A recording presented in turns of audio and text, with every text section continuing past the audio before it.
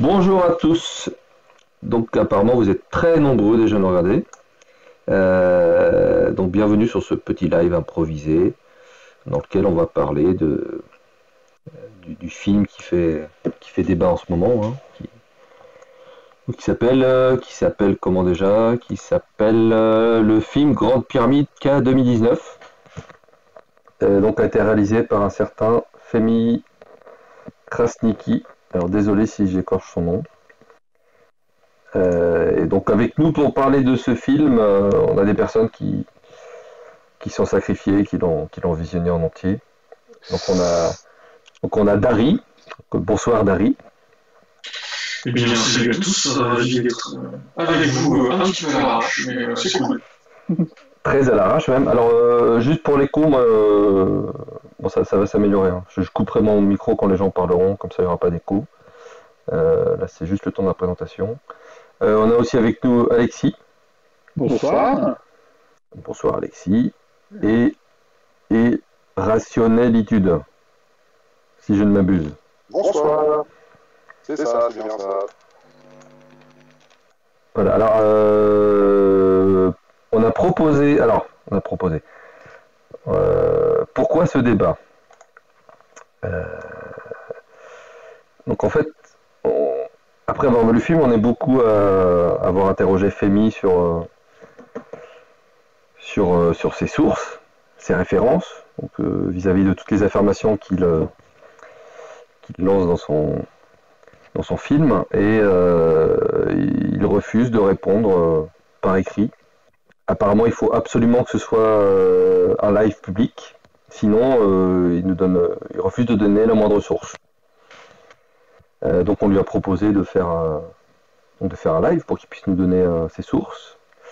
Mais du coup, il a donné une deuxième condition. Il faut absolument qu'en face, ce soit des égyptologues Il est dans le chat, si je veux.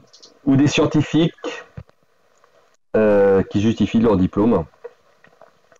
Du coup, on a proposé de faire ça avec Dari, qui a des diplômes, a priori, hein. Il y a le millier de formations, donc oui, je pense. Mais je crois que ça lui a pas plu. Enfin, bon, il a pas aimé tes diplômes. Donc, Mais il est présentement dans le chat, donc s'il veut nous rejoindre, voilà, si tu veux nous rejoindre, Femi, tu es le bienvenu. disponible pour l'accueillir, pour discuter avec lui, aucun souci. Ah oui, il est dans le chat, effectivement. Alors, je lui fais un petit bonsoir. Bonsoir. Ça va le son, Femi? Tu nous entends bien? J'en profite, hein? Non? Bon. Sachant qu'il y a un temps de latence de 30 secondes, Ah oui. on répondra un peu plus tard. Ouais. Alors, il y a un écho, c'est parce que c'est quand moi je parle, j'allume mon micro, il y a de l'écho. Mais je vais le couper bientôt, ne vous inquiétez pas. Enfin, je le rallume quand je parlerai. Alors, juste pour ceux qui n'ont pas vu le film, on va essayer de faire un petit résumé. Donc c'est un film qui dure dans les 3 heures, 3h30, qui est disponible sur YouTube gratuitement. Et comment vous expliquer, comment vous dire? C'est une sorte de la révélation des pyramides qui va un peu dans tous les sens, qui balance beaucoup d'affirmations. Enfin, il y a beaucoup de choses. Enfin, moi, voilà, mon avis personnellement, c'est qu'en regardant ce film, j'ai du mal à ne pas rigoler, quoi. C'est tellement d'affirmations saugrenues qui s'enchaînent. Et on va essayer d'en parler quelques-unes. Juste, Ouais. sans vouloir trop te couper, Femi dit qu'il a des problèmes techniques. Du coup, est-ce que ça veut dire qu'il veut nous rejoindre et qu'on doit l'attendre un petit peu, ou est-ce que on n'attend pas Femi et on commence à discuter du film Micro. Ben, je sais pas trop. Femi. Alors attends, il est sur. Il a pas installé Skype. Bah, tu peux l'installer par exemple. C'est qui toi? C'est qui toi? C'est qui? Alors, je confirme que quand on parle, il y a un écho, mais quand toi tu parles, il n'y en a pas du tout. Ouais, c'est quand j'ai mon micro qui est ouvert, dès que vous parlez, ça fait l'écho. Donc quand vous parlez, il faut que je clique sur mon micro. Donc, Femi ne veut pas venir ce soir. Donc, Je le vois, oui. Tant pis. Hein. Je le vois. Bah, juste Femi, essaye de régler ton problème de Skype et puis comme ça tu pourras nous rejoindre en cours de route. Pour apporter Si tu nous entends et que tu veux réagir à ce qu'on dit dans le chat, réagis dans le chat et on te lira. De toute façon, on n'a pas pour but de censurer tes propos. Si tu as des réflexions par rapport à ce que nous allons dire par rapport à ton film, on va les lire. Il n'y a aucun problème là-dessus. On va les lire et on va y répondre. Voilà. Pour reprendre un tout petit peu sur la question des positionnements et des diplômes, donc Barry est archéologue minier, moi je suis archéologue du bâti et historien. J'ai deux éléments et je travaille sur l'Antiquité et le Moyen-Âge. Le Haut Moyen-Âge et l'Antiquité en général. Oui. Tu as des diplômes. C'est compliqué. Oui, j'ai des diplômes. Et effectivement, comme le remarque certains, et comme on me le fait remarquer de temps en temps, et je suis guide conférencier, oui, parce qu'il faut bien que je me nourrisse aussi, ça se fait, et donc, entre mes recherches, je suis guide. Voilà, c'est mon métier de financement. Là, il y a un truc que je comprends pas, c'est que je pensais que tous les scientifiques de la science officielle étaient payés une fortune par les... Bien sûr, c'est connu, c'est pour ça que moi, on m'était dit je le fais par plaisir, évidemment, et que effectivement, je roule en grosse voiture. Non, évidemment que non.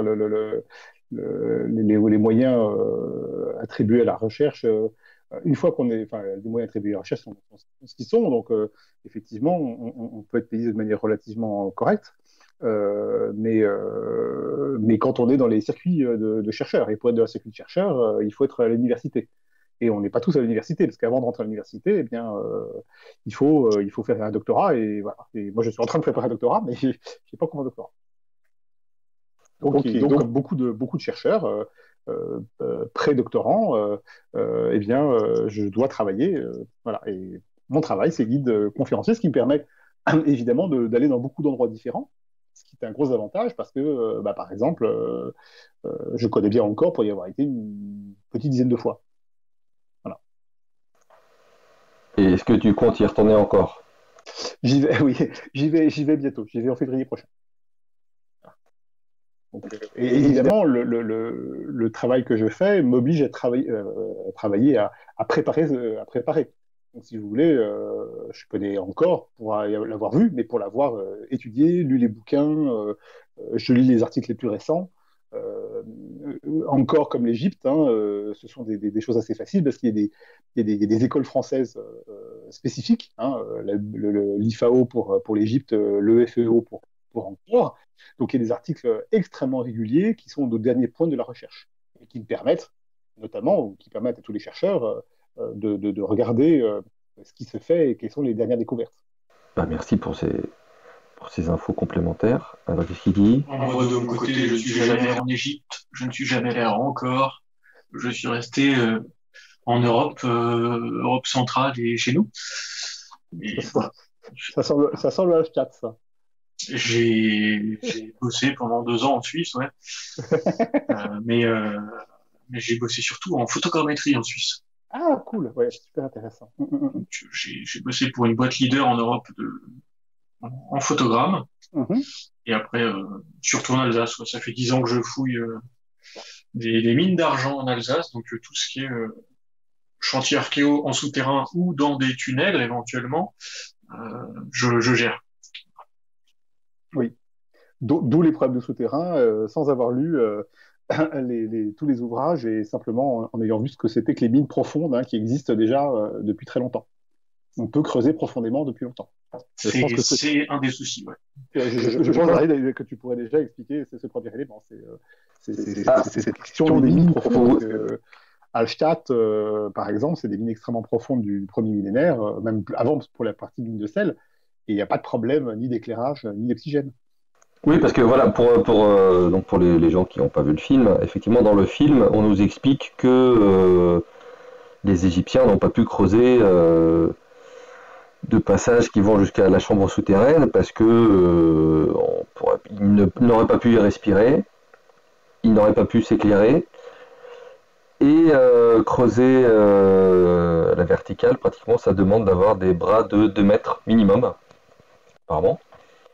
Et oui, donc c'est bien de revenir un peu sur ce point, savoir ce que vous en pensez. Concernant, alors je vais prendre les choses point par point. Avoir des bras de 2 mètres pour creuser donc en pente descendante. On trouve ça dans beaucoup de mines. On appelle ça même des descendrilles en mine et en spéléo. Ça a rien de très compliqué à faire. Physiquement, faut savoir que dans les mines sur lesquelles je travaille, c'est des mines qui font en moyenne 1,62 m de haut sur 60 cm de large, et ils sont à 2 de front. On bosse l'un au-dessus de l'autre. En fait, le premier fait une petite marche, il avance, et puis le deuxième bouffe la marche sur laquelle le premier est installé. Donc, on peut descendre sans aucun problème en fonction de l'angle que vous voulez donner. Faut savoir que c'est pas parce que le couloir est droit qu'on a taillé le couloir droit directement non plus. On peut commencer à faire un escalier, et puis après on lisse les marches pour avoir le couloir. Il n'y a aucun problème là-dessus. C'est totalement faisable. Sur la lumière, il n'y a aucun problème non plus, d'autant que si on s'éclaire à la flamme, alors oui, ça consomme de l'oxygène. Le fait est que ça consomme de l'oxygène, mais ça réchauffe l'air. Et quand on réchauffe l'air, l'air monte. Et si l'air monte, il y a une dépression qui se crée sur le front de paille. Et donc cette dépression va être comblée par de l'air qui va devoir descendre. Et tous les systèmes d'aérage, on appelle ça, alors je sais que le mot est moche, mais Oui, c'est ça, c'est aérage. L'aérage en conditions minières, c'est la circulation de l'air. À chaque fois qu'il y a des mines, le système d'aérage fonctionne sur ce basculement d'air froid, air chaud, qui crée une dépression, qui fait circuler l'air de manière, j'allais dire naturelle, mais le mot est mal choisi, mais de manière mécanique simple, air chaud face à air froid, il y a une mécanique des fluides qui se met en place et l'air fonctionne, enfin, l'air circule très bien comme ça. J'ajoute juste que ces procédés de creusage, hein, de minage sont connus au Moyen-Orient, parce que là on parlait de l'Europe avec Dari, hein, depuis très très longtemps, au moins depuis le 5e millénaire et probablement depuis le 7e millénaire, avec le système des canaks. Les canaks, ce sont des réseaux d'eau souterrains, des tunnels souterrains qui vont chercher l'eau dans les montagnes pour les apporter dans les plaines. C'est des systèmes qui sont toujours utilisés hein, en Irak et en Iran, qui font parfois jusqu'à 30 ou 40 km de long, et qui ne sont pas très profonds en revanche, hein, qui sont à maximum 10-15 mètres de profondeur, hein, un peu plus parfois quand on arrive en ville, parce qu'il faut une pente constante. Ces systèmes-là ont justement des moyens parfaitement simples de calculer des pentes constantes, parce que ce sont des aqueducs souterrains en réalité. Donc, creuser techniquement pose aucun problème, et en plus c'est maîtrisé au Moyen-Orient et donc en Égypte parce que les contacts sont relativement nombreux. Ça pose techniquement vraiment mais aucun problème majeur. Juste d'ailleurs, là, je vois, là, je fais une pause sur le film. Donc, on voit, donc sur la reconstitution, on a le petit bonhomme qui descend la diagonale et qui a donc les pieds devant lui pour creuser. Du coup, il faut des bras de 2 mètres. Mais rien l'empêchait de se mettre dans l'autre sens et d'avoir les bras. Oui, c'est un genou. Il n'y a pas de. Ouais. Je veux juste rebondir sur une question de Fémi, qui me demande le boyau de service est creusé comment, de mon point de vue. Alors j'aimerais bien définir ce que c'est que le boyau de service en fait, parce que la notion est un peu vague. C'est le couloir qui va de la grande galerie jusqu'à quasiment l'entrée de la chambre souterraine, le boyau de service. Je sais pas si vous êtes au courant, les gars. Je pense qu'il veut parler de ça, ouais, du couloir qui remonte jusqu'à la grande galerie. Oui, a priori, je pense que c'est ça. Si Fémi va pouvoir confirmer, je pense, mais c'est le couloir qui est de haut en bas vraiment. Et entre les deux conduits qui, eux, qui montent vers la grande galerie et qui descendent vers la chambre souterraine. Alors, je j'ai pas visité la pyramide et j'ai pas de photo en tête de ce boyau de service. Donc je sais pas s'il y a des traces d'outils qui nous indiquent dans quel sens il a été creusé. Si je me réfère au plan, le plus simple, ça serait de creuser vers le bas. Oui, oui, oui, très clairement. Parce que pour creuser vers le haut, faudrait installer des échafaudages ou au moins mettre des traverses pour stabiliser les ouvriers, pour pouvoir creuser vers le haut. Et il y a plusieurs ruptures d'angle qui font que quand on creuse vers le haut, on tient un peu plus droit, quoi. Dari, je t'interromps par rapport à la remarque de Femi sur le chat. Il dit non, le boyau de service, pas le couloir descendant. Donc je pense qu'on ne parle pas de la même chose du coup. De toute façon, pour rebondir sur ce que dit aussi Dari, il est beaucoup plus facile de creuser vers le bas que vers le haut. Et puis, il ne faut jamais oublier un élément extrêmement important pour l'Égypte ancienne, c'est que, comme le disait Dari, il faudrait mettre des échafaudages. Or, c'est une chose qui est permanente et dont on a des références, hein, non seulement dans les textes, mais également dans les restes archéologiques égyptiens, c'est le manque de bois d'œuvre. On a très très peu de bois d'œuvre. Donc, quand on a du bois d'œuvre, on ne le gaspille pas et on ne commence pas à se coller des échafaudages ultra compliqués. Hein, on le sait par exemple parce que les bois d'œuvre qui sont utilisés très très très longtemps jusqu'à la rupture du bois, ce qu'on ne fait pas du tout dans des pays où il y a plein de bois.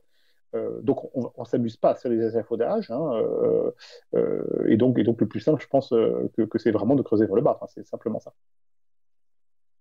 Oui, donc on parle bien de cette espèce de couloir qui va de la grande galerie, de l'entrée de la grande galerie jusqu'à dans la pente de la chambre souterraine. Et oui, le plus simple, c'est d'aller du haut vers le bas. Tout à fait. Bien sûr. Surtout que dans le couloir, enfin on va l'appeler boyau de service pour que tout le monde sache de quoi on parle et qu'on parle tous de la même chose. Dans ce boyau de service, il n'y a pas d'encoche de poutre, il n'y a rien qui peut faire croire qu'il y avait des fixations de posées pour que les gars puissent grimper et maintenir le chantier.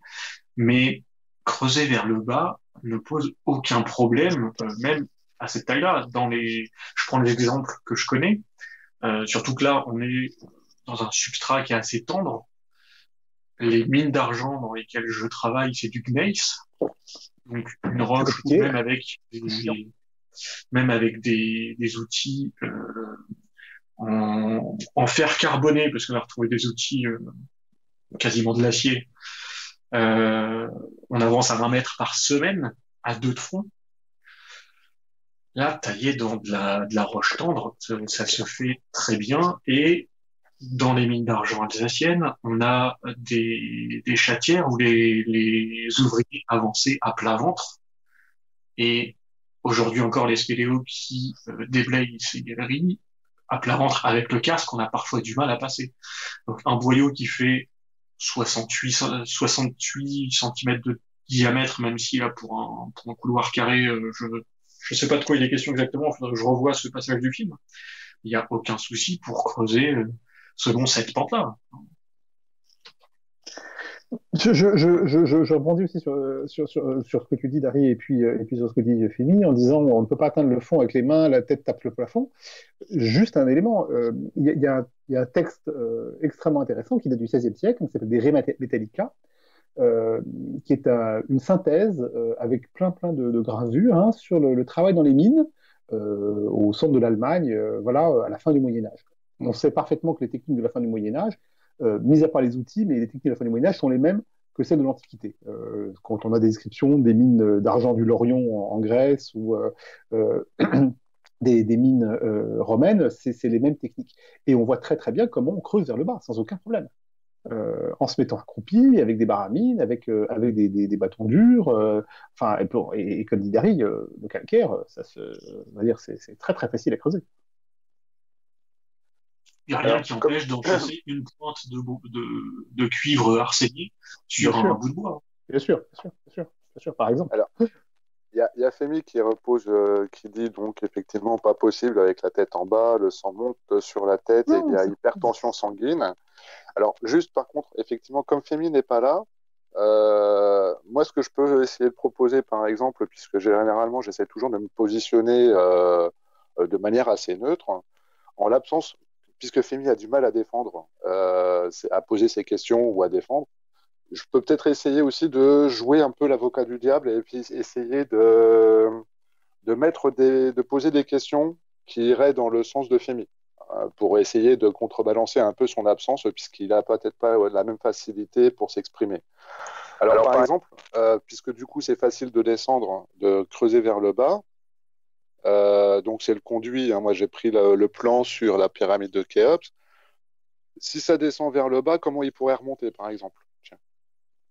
Avec des cordes. C'est lesquels- Avec des cordes, c'est ultra simple. Alors franchement, là, l'emploi de la corde est quand même un élément assez simple. D'ailleurs, il y a nécessairement des cordes à un moment parce que ce qui a été cassé, il faut le déblayer et on va mettre des paniers en vannerie, hein, c'est le plus classique pour les sortir. Et la vannerie, en tout cas en Égypte, est extrêmement présente. Je ne sais pas ce que tu en penses, Dari, mais ça me paraît le moyen le plus clair et simple. On a des, Alors, moi, je pense que le moyen le plus simple de remonter d'un conduit de 68 cm de côté, c'est remonter en opposition. Et ça se fait encore en spéléo aujourd'hui, sans corde. On prend des points d'appui devant, derrière, et puis on monte comme ça, il n'y a aucun problème, hein. C'est... Après, remonter les déblais avec ouais, des auges reliés à des cordes, ça se fait très bien aussi. Bien sûr, Et on déblaye encore des puits en spéléo comme ça, hein. bien sûr, bien sûr. Oui, d'ailleurs, Et pour la remarque de Femi concernant le sang qui descendrait vers la tête, pas de Mais- souci notable sur le côté biologique. non, mais les gars ils sont pas vers le bas, les gars, ils sont accroupis en train de creuser. Enfin, c'est où ils sont effectivement un peu. Mais non, il n'y a pas de problème majeur. Franchement, il n'y a pas de problème majeur. Parce que si tu te mets accroupi, t'as ton bâton entre les jambes, en Ouais. mode baramine, tu tapes, Voilà. tu tapes pour casser le calcaire. Et puis, une fois que t'as fragilisé suffisamment entre tes jambes, là, tu peux mettre les pieds dans le trou et puis commencer à briser la marche que tu viens de créer autour de Bien toi. sûr, bien sûr. oui, d'ailleurs, ce couloir, il est pas, enfin, il y a rien de particulièrement extraordinaire si on compare à ce qui existe dans d'autres pyramides ou Bien sûr ou que non. dans les mastabas. Non, Enfin, des puits, des trous, on en a. C'est à vrai bien sûr. jouir, il y en a partout en Égypte antique, c'est pas. Bien sûr. Il faut bien voir que la pyramide de Khéops, c'est une pyramide qui a été construite après plein d'autres essais et plein d'autres éléments qui empruntent plein de systèmes de construction des pyramides précédentes, notamment les descendries, parce que là on parle de descendries, hein, comme le disait Dari, il y en a plein avant. Enfin, je veux dire, c'est vraiment un truc. Et quand on prend les mastabas, du plus ancien encore, c'est plus simple encore, quoi. Alors, je vais rebondir sur ce que dit Fumi. On n'a pas besoin de taper pendant 1 heure avec la tête en bas, justement. Ah, bien Si sûr. on reste accroupi, on a le bâton entre les jambes et puis on tape le sol en dessous de nous, on n'a même pas besoin de baisser la tête, quoi. Non, c'est très facile. Non, ça pose aucun problème majeur de faire ça. Vraiment, c'est aucun problème. Voilà. Alors, Oui, je je ne comprends sais pas pas si ça. vous voulez rester sur ces questions de creusement, mais il y a plein d'autres questions en plus qui sont à mettre en avant, autre que Ah oui, le oui, bah creusement. oui, oui. Là, on a parlé du creusement, on a parlé de l'air. Et oui, alors on fait d'ailleurs le film, parce j'ai dit que c'était une espèce de LRDP, mais donc le thème principal du film, c'est les géopolymères. Oui, Donc le fait que en fait la pyramide elle était réalisée par moulage oui. et qu'il n'y ait pas de pierre de taille, il n'y a pas de pierre de taille dedans, hein. Alors je reprends mes petites notes. Alors, là-dessus, il y a plein d'éléments. Il y a des éléments techniquement pas logiques, et puis il y a d'abord des éléments d'observation de la pyramide elle-même qui ne sont pas logiques. Parce que quand on regarde le film, l'idée qui est mise en avant, c'est que la pyramide est construite de l'extérieur vers l'intérieur. Voilà. En fait, on met les parements extérieurs et puis ensuite on remplit de l'intérieur. Avec des systèmes de moules, on y reviendra sur les moules et sur pas sur les moules d'ailleurs, tous les systèmes pour tenir le béton. On sait parfaitement et on le sait archéologiquement et on le sait parce qu'on a d'autres pyramides qui ont été retrouvées inachevées ou en construction que c'est le contraire. On commence par l'intérieur, par le noyau de la pyramide, et ensuite on fait l'extérieur. Ce qui permet de construire, évidemment, les parties hautes intérieures quand il le faut. Hein, parce qu'évidemment, on ne construit pas la pyramide pour ensuite creuser et remettre les éléments de granit dedans. Hein, on fait tout en montant par étage. Déjà, c'est le premier élément simplement technique, c'est qu'une pyramide, elle n'est pas construite de l'extérieur vers l'intérieur, mais bien de l'intérieur vers l'extérieur. Hein. D'abord, puis en plus, surtout pour celle de Khéops, hein, on s'appuie sur ce qui existe. Hein, notamment, il y a une petite colline au-dessus de la pyramide de Khéops qui a servi de point d'appui. Donc ça, c'est le premier point. Alors, je ne sais pas, après, il y a d'autres points, je vous laisse... Alors, attendez juste 2 secondes, parce que là, on vient de me signaler qu'en fait, la vidéo n'est pas publique. Elle est en non référencé. Alors, je vais essayer de changer ça en direct. Je sais pas sur quoi vous voulez enchaîner sur les moules, sur comment est-ce qu'on dans quel sens on prendre le dilemme. Peut-être qu'on peut. Enfin, je suis désolé, Femi. Quelle fonction Toi, il n'y a rien qui va dans cette hypothèse. Peut-être qu'on peut d'abord parler des fameuses gouttes d'eau. Ça, c'est pour les tailles. C'est pour les tailles. Mais là, on était sur les tailles, les mesures. Mais peut-être qu'on peut commencer déjà sur les géopolymères eux-mêmes. Bah oui, déjà. Ouais, parce que pour le coup, je pense que en fait, Femi, il répond, c'est une des clés parce qu'il y avait une cavité qui est remplie en béton. Je pense que globalement, qu'il faudrait, et là pour le coup, je peux pas m'exprimer à votre place, Femi, il faudrait peut-être qu'il nous dise pourquoi, selon lui, ça serait pas de toute manière de la pierre taillée. La première des questions, c'est pourquoi aller chercher une alternative à ça, tout simplement. Et ça, Femi, il n'y a que vous qui pouvez y répondre à travers le chat. Ah, je suis vraiment désolé, mais pas possible ce soir techniquement. Alors, je pense que c'est pour l'installation de Skype. Donc, je pense que... Non, mais on va lire tes remarques, Femi, il n'y a pas de souci. Premier élément, il n'y a pas de cavité en réalité. Hein. Il y a une colline. La pyramide de Khéops s'appuie sur une colline. Hein. Sur une colline qui avait parfaitement été référencée à l'intérieur. Hein. Et donc, on ne s'est pas amusé à creuser une cavité pour la remplir de béton. Là, on a l'impression de mise en place de travaux de bâtiments publics récents. Enfin, en gros, depuis après la Seconde Guerre mondiale. Là, c'est pas le cas. On ne creuse pas, au contraire, on s'appuie dessus. Et encore une fois, on part de l'intérieur vers l'extérieur.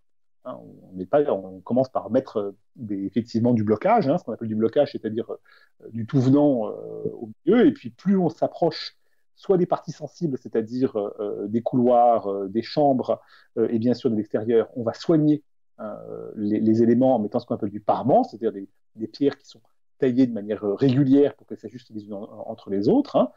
Mais on commence encore une fois de l'intérieur vers l'extérieur, donc déjà c'est le premier élément. Ensuite, sur la pierre elle-même, couler des pierres, c'est beaucoup plus compliqué que les tailler. Beaucoup plus compliqué. J'avais mis en avant dans ma réponse trois éléments. Le premier, c'est la question des coffrages.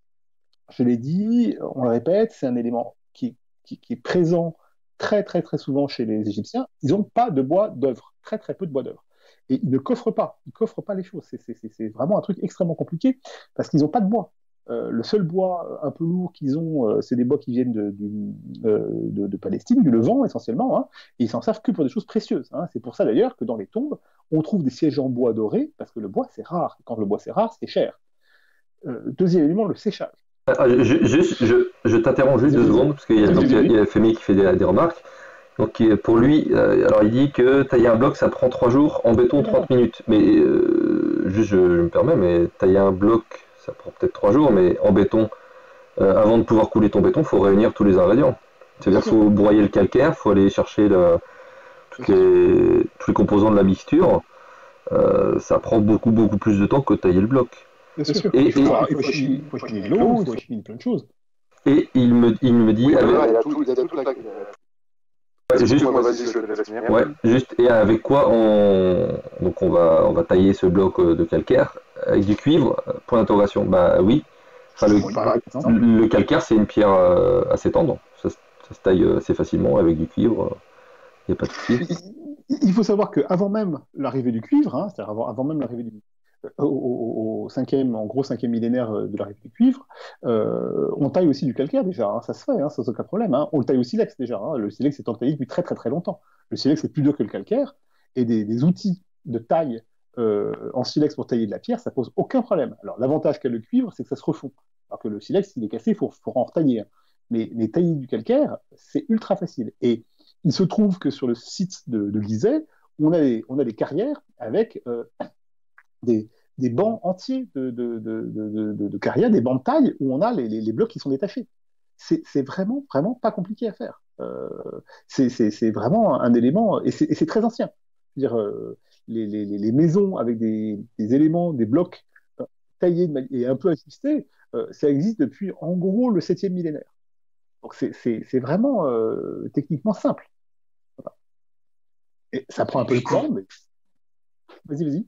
Concernant le béton, je vais prendre l'exemple du béton romain. On sait que le béton romain a existé, notamment parce qu'on trouve les fosses dans lesquelles on a fabriqué le béton romain. Absolument. Autour de la pyramide, on n'a aucune fosse dans laquelle on retrouve des résidus de béton. Donc soit on fait le béton directement dans le moule, mais dans ce cas-là, on devrait retrouver des éclats de bois figés dans la pierre ou des morceaux de moule qui sont collés dans la pierre, ou alors on devrait retrouver des moules, ou on retrouve des fosses dans lesquelles on a préparé le béton pour le couler ensuite dans les moules. Mais si on ne retrouve aucun de ces deux éléments, on ne peut pas dire qu'il y a eu du béton. Le béton romain, il est très connu. Il a été très peu employé parce que c'est un béton qui ne fonctionne qu'avec ce qu'on appelle la pouzzolane, c'est-à-dire en fait une pierre très légère qui vient de Pouzzol, hein, la ville de Pouzzol qui est près de Naples. Hein, et en gros, en béton, la seule vraie construction bétonnée qui existe à Rome, c'est le Panthéon, hein, donc le temple dit du Panthéon, donc des 12 dieux.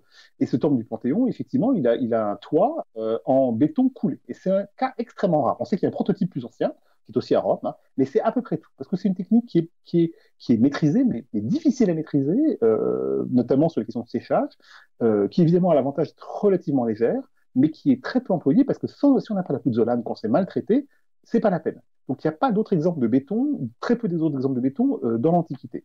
Donc ça voilà, c'est pas fonctionnel. D'accord. Alors, Fémi nous dit sur le chat que le béton est fait avec du ciment calciné avec les lentilles, qu'ensuite ce ciment il est mélangé avec de l'eau et du calcaire et ça donne du béton. Ce n'est pas du béton géopolymère, mais j'appellerais du béton solaire ou du ciment solaire avec l'énergie solaire. Je donne les propos de Fémi sur du chat. Hein. Le Colosseum est en béton. Voilà. Le Colosseum, c'est quoi le Colosseum? Le Colisée Colosseum. Je demande à Fémi. Je lis. Ouais. Je crois que c'est le Colisée dont il était question. Non, le Colisée n'est pas en béton. Il nous entend. Hein. Le Colisée n'est pas en béton. Hein. Le Colisée, je l'ai visité. Hein, il est en travertin. C'est un clairon pour les parements extérieurs. Il est en partie en brique, en partie en travertin pour les parements extérieurs, hein, comme la plus grande partie des bâtiments de Rome. Donc il n'est absolument pas en béton. Non, absolument pas. En béton à Rome, dans la ville de Rome, hein, encore une fois, le Panthéon, qui a été conservé parce que c'est devenu une église au 7e siècle, au 6e siècle, et un deuxième bâtiment, une deuxième coupole, hein, mais c'est utilisé quasiment pour des coupoles coffrées. Donc, non. Alors, oui, c'est bien le Colisée. C'est bien le Colisée dont il parle. Dans le Colisée, je peux absolument assurer que le Colisée n'a jamais été fait en béton. Hein, alors, qu'est-ce qu'il y a, Féni, puisque vous nous entendez, du coup, quels sont les éléments que vous avez à votre disposition qui vous font penser que tous ces monuments sont en béton solaire? Vous l'appelez un béton solaire. Alors, le temps que la réponse arrive, j'aurais juste une remarque à faire, puisque Fémi nous dit que le ciment avec lequel est construite la pyramide, c'est du béton solaire, donc de la pierre calcinée avec des lentilles sur lesquelles on va revenir plus tard. Oui. Je vous rappelle juste que le calcaire, quand on le brûle, ça donne de la chaux. Oui, ça donne pas du béton. Non. Donc, et puis, le béton, admettons que ça se fasse, hein. Ça veut dire qu'il faut quand même sortir des blocs de la carrière, faut monter les blocs en haut de la pyramide, faut les faire fondre avec des lentilles en haut de la pyramide pour les couler dans le moule. À quoi ça sert? Si on arrive à les Alors, monter directement, autant les poser. je vais faire mon avocat du diable. Je te dirais qu'ils vont monter des paniers remplis de matière en poussière déjà. Donc, ils auraient été concassés en bas, admettons, et ils seront montés par des paniers. C'est grosso modo comme ça qu'ils présentent dans ces animations. Du coup, il y a un problème de son. Alors, je sais pas du coup si c'est général pour tous les intervenants ou si c'est que moi. Vous entendez rien du tout? J'attends de voir Vraiment, s'il y a des pour eux, il commentaires. faudrait que tu boostes le son sur OBS, si c'est possible, le son général.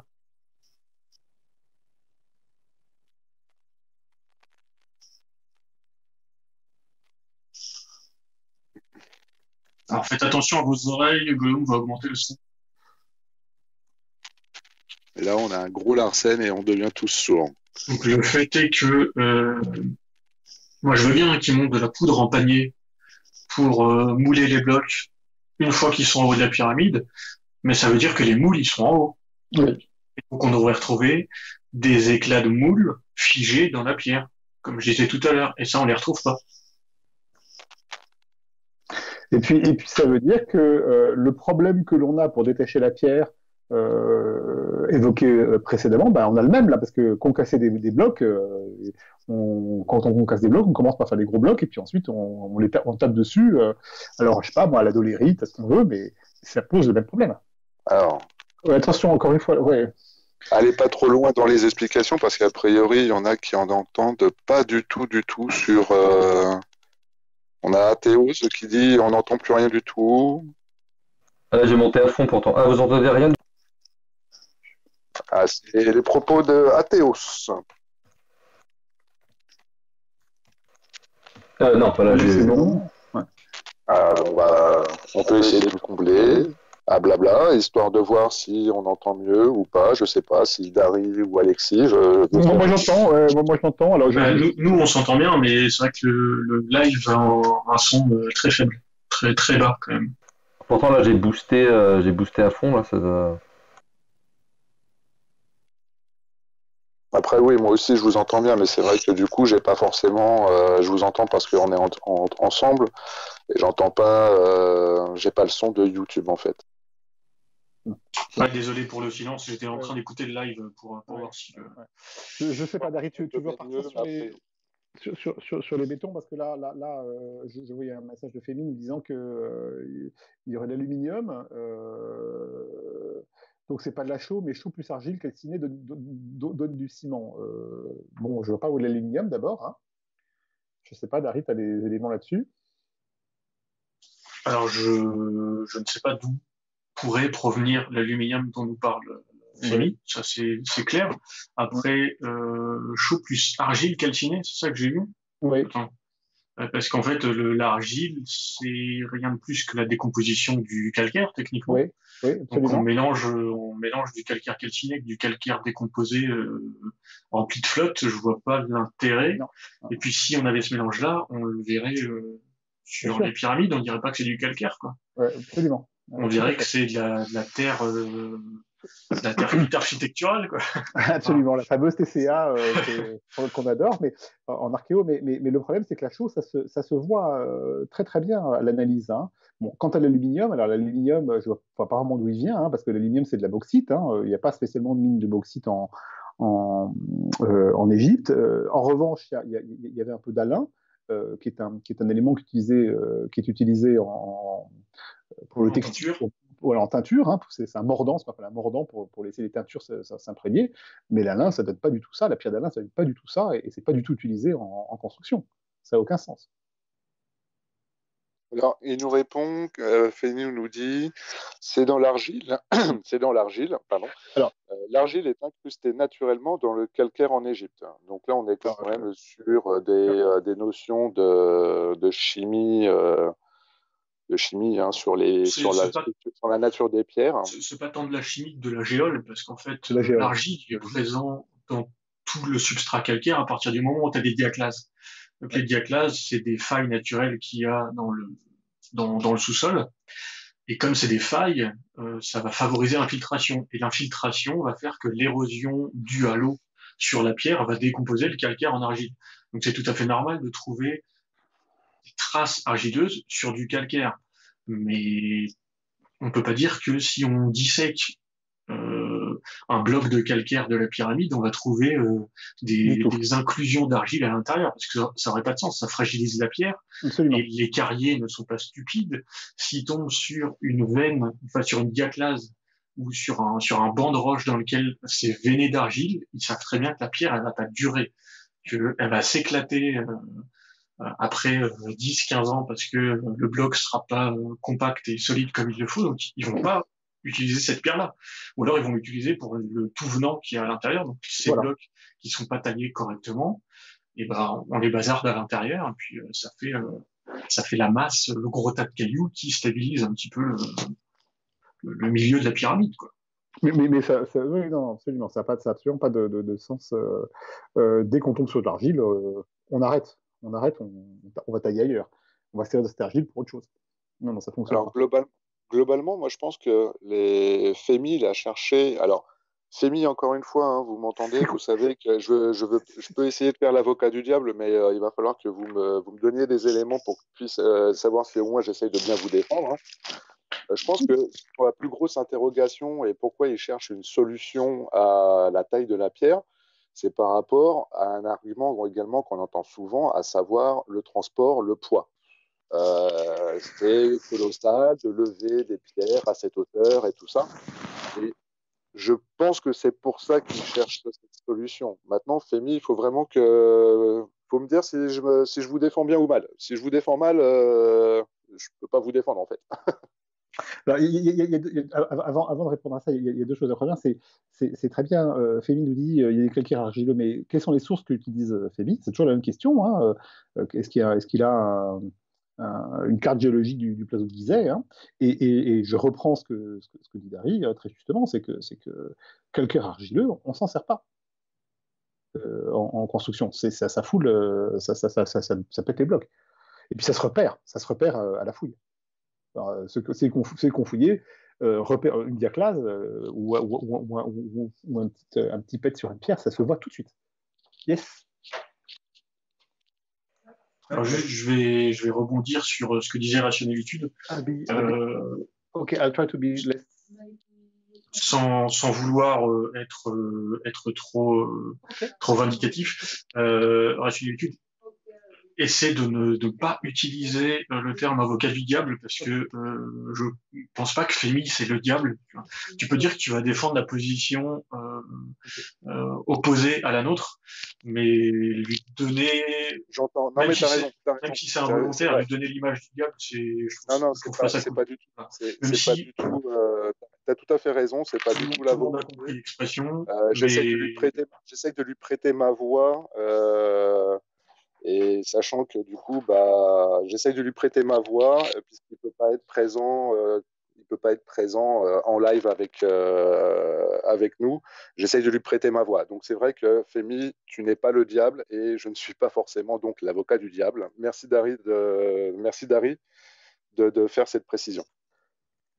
Alors c'est histoire de ce live se passe bien et que enfin nous on n'accuse personne, hein. Femi, s'il a fait ce film là, c'est parce qu'il est curieux et qu'il y a des trucs qu'il a pas compris et qui sont étranges ou autres, et il a essayé de les expliquer à sa manière. On est là pour donner notre point de vue, mais on n'est pas contre la personne. On va s'attaquer plus aux idées qu'à la personne en elle-même. C'était juste ça que je voulais clarifier pour pas qu'on n'est pas dans une séance de lynchage. Non. Non, pas du tout, pas du tout. Par contre, moi du coup, j'ai joué un peu le diable, parce que je vais me permettre, mais moi j'ai parlé un peu avec Femi avant même qu'il diffuse son film et de ces théories qu'on pouvait voir dans ses vidéos de teaser et ses extraits. Et je lui ai envoyé pas mal de documents en fait, des documents géologiques et des documents, une étude notamment sur la nature des pierres des pyramides et qui démontrait bien que bah, non, c'était pas du géopolymère et que c'était bien des pierres taillées. Et bah, enfin, malheureusement, il les lit pas quoi. Je lui ai envoyé beaucoup de documents enfin, qu'il ne lit pas, et je trouve ça quand même assez dérangeant. Et, notamment les sources des carrières. Je ne sais pas si vous m'entendez. Vous m'entendez Oui, bien? oui, très bien, non, non, très bien. Des documents sur les sources, sur des études de toutes les carrières antiques qu'on connaît en Égypte, et les relations, enfin, qui étudient, donc qui comparent les blocs de tel monument avec les carrières de enfin, telle ou telle carrière, et qui fait les liens. Et normalement, bah voilà, rien qu'avec ces documents, euh, on peut comprendre que voilà, les pierres étaient taillées, et qu'il n'y a pas vraiment d'éléments qui vont dans le sens de blocs géopolymères. Enfin, il n'y en a pas du tout, même, Il n'y a pas du tout. à part Il n'y a pas du tout. Davidovitz, je suis désolé, mais quand on se penche un peu sur son blog, sur ce qu'il raconte, il y a quand même beaucoup de problèmes. Beaucoup, beaucoup, beaucoup. David Davids, les problèmes, ils sont triples. Le premier problème, il est la non-lecture des sources, hein, effectivement, hein, sur la taille, hein, et des sources sur la taille des pierres en Égypte, il y en a des paquets, parce que non seulement il y a des sources écrites, mais il y a également des schémas qui ont été faits, et puis après, il y a toutes les sources archéologiques qui sont derrière. Hein, on a retrouvé les bandes de taille, on a retrouvé les carrières complètes, on a des textes expliquant qu'on va chercher telle pierre à tel endroit parce qu'on en a besoin pour tel type de construction, donc c'est vraiment extrêmement large. Deuxième élément, il y a un problème, encore une fois, qui est technique, et je reviens dessus, c'est cette question des coffrages. Euh, euh, Quand on fait des moules, l'intérêt d'avoir des moules, c'est d'utiliser le même tout le temps pour avoir les mêmes tailles de pierres, ce qui n'est pas le cas. Dans toutes les pierres n'ont pas la même taille. Donc ça veut dire qu'on ferait un moule par pierre, ça n'a aucun intérêt, c'est une perte de temps énorme, surtout pour un pays qui n'a pas de bois. Encore une fois, il n'y a pas de bois en Égypte, c'est un élément extrêmement important pour comprendre sur la construction égyptienne, et ça explique en grande partie pourquoi la construction égyptienne est en pierre. Parce que dans les pays où il y a du bois, bah, on utilise le bois, hein, c'est plus facile à utiliser comme, euh, comme élément. Et puis, troisième élément, les essais qui sont faits avec ces blocs géopolymères rendent la chose très compliquée en fait, à réaliser, notamment la liaison assise par assise. Parce qu'en fait, avec ces blocs géopolymères, si on n'a pas si on les moule, comme il est expliqué parfois, les uns par rapport aux autres, en fait, ça crée une seule pierre. Ça ne crée pas des blocs de pierre comme ils sont séparés. Donc, tout ça renvoie complètement hors les problèmes purement techniques et géologiques. Hein. Uniquement là-dessus, ça rend impossible cette technique. Et je termine juste un élément sur M. David David, qui utilise notamment un certain nombre de sources écrites en disant, ben voilà, dans cette source, on explique qu'en fait, ils faisaient leur pierre comme du pain. C'est une classique, hein, qui est utilisée plusieurs fois. J'ai oublié quel texte c'est. Et puis, il utilise ce qu'on appelle le texte la stèle dite de la famine, en disant que dans cette stèle de la famine, il est montré qu'à l'époque de Khéops, on faisait des pierres de cette manière-là. Non seulement sa traduction est fautive, mais en plus, la pierre de la fameuse stèle de la famine est une stèle qui date de l'époque de Ptolémée. Et donc, il n'a rien à voir avec l'époque de la construction des pyramides, mais ça n'arrête pas. C'est pas grave, il l'emploie quand même. Donc, il y a beaucoup trop de biais pour pouvoir utiliser pour que David David puisse avoir raison. Alors, un autre point sur Davidovitz, hein, c'est que on nous dit partout dans ses études qu'il a fait des analyses de la composition des pierres. On sait pas d'où viennent les pierres.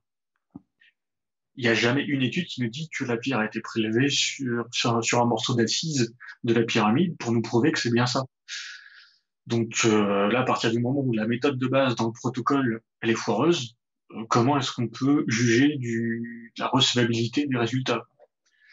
Et, et d'ailleurs, donc sur les études scientifiques qui prouveraient, moi j'avais contacté donc un collaborateur de Davidovitz, qui est Monsieur Barsoum. Je l'ai contacté en 2017 pour savoir où il en était dans les études, et en discutant un peu avec lui, il a convenu avec moi que oui, effectivement, en fait, parmi toutes les études qu'ils ont publiées, bah non, il y en a les études qu'ils ont publiées via l'Institut du géopolymère, je crois, bah non, on peut pas conclure à du géopolymère en fait.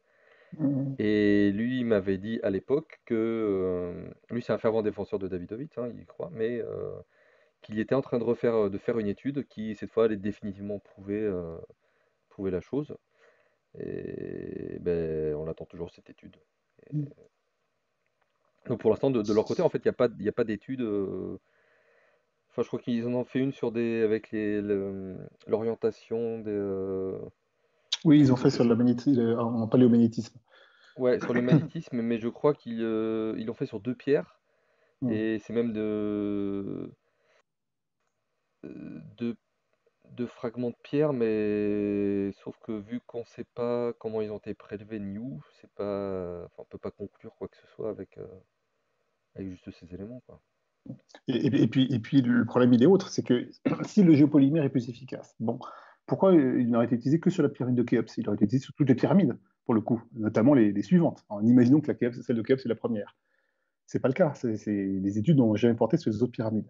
Non, les études de Davidovits, jusqu'à maintenant, n'ont pas été démontrées. Et il y a plus de biais que de démonstrations complexes. Surtout, ces études-là ne s'appuient pas sur les connaissances acquises, hein, ce qui est un élément extrêmement important en histoire et en archéologie. Hein, c'est que lorsqu'on trouve des bancs de taille, hein, des carrières, bah, on se dit que les gens ils ne sont pas amusés à faire des bancs de taille pour rigoler. Ils sont servis pour quelque chose. Et si ces bancs de taille sont à côté d'une construction, parce qu'effectivement, ça permet de faire un transport plus court et donc plus facile, et que la pierre est la même, bah, on a tendance à se dire que, effectivement, ces pierres qui ont été taillées au pied de la pyramide, elles ont été employées sur la pyramide. Voilà, ça paraît assez logique. Et ça, c'est ce qu'on appelle la connaissance acquise, hein, c'est un élément quand même assez essentiel. Et juste pour Alors, revenir sur euh, les blocs de pierre, il y a un autre détail important, c'est que, notamment la Grande Pyramide, c'est qu'entre les blocs, on va souvent trouver du mortier. Et du coup, si les blocs qui sont moulés les uns sur les autres, comment on peut insérer ce mortier? Bien sûr, C'est problématique. bien sûr, bien sûr. Et notamment alors, au cœur de la pyramide, où on a des gravats du tout venant qui est lié par beaucoup de mortiers. Là, du coup, je vois pas pourquoi ils ont pas non, moulé des pierres à ce niveau-là. C'est pas logique. C'est le problème du moule. C'est si tu es capable de mouler une pierre ailleurs pour l'installer au bon endroit, bah, autant la déplacer directement et la mettre au bon endroit. Ça supprime beaucoup d'étapes Bien sûr. énergivores qui servent à rien. Bien sûr. D'autant qu'on sait que les Égyptiens savent mouler, les mastabas de la première et deuxième dynastie sont en briques crues. Hein, et les briques crues, c'est moulé. Hein. Donc, ils maîtrisent parfaitement ces éléments-là pour des petites choses. Mais dans ce cas-là, on a les mêmes modules de moule de briques partout. Hein. Donc, c'est vraiment un élément simple. Là, ça tient pas la route, le jeu polymère. On a trop d'éléments qui montrent que la pierre est taillée et posée à côté. Alors, alors il y en a fait, Fémi, il a mis il y a quelques instants, il y a quelques minutes, hein, c'est plus facile de le transporter la poudre en bateau. euh, je veux dire, ciment blanc pour le parement. Donc, en fait, tu amènes de la poudre. Donc, il a en quête, hein, d'une facilité, hein. oui, Je pense qu'effectivement, dans ses propos et dans le début de son film, il cherche une solution facile pour la construction de ces gros monuments. Et que du coup, la solution qu'il a, au fur et à mesure de ses recherches, la solution qui lui est parue la plus pertinente, ça devait être le géopolymère. Il rebondit également en parlant du manuscrit de Mehrer, hein, qui dit que qui ne dit pas de quelle taille étaient les blocs. Donc il se peut que Mehrer parle de pierre en poudre. Je crois que c'est tout ce qu'il a dit dans le chat, hein, pour l'instant. Euh, il est probable qu'à l'instant, il dit également qu'il est probable qu'ils ont ramené du calcaire de Toura, mais pas de pierre taillée, mais bien en poudre.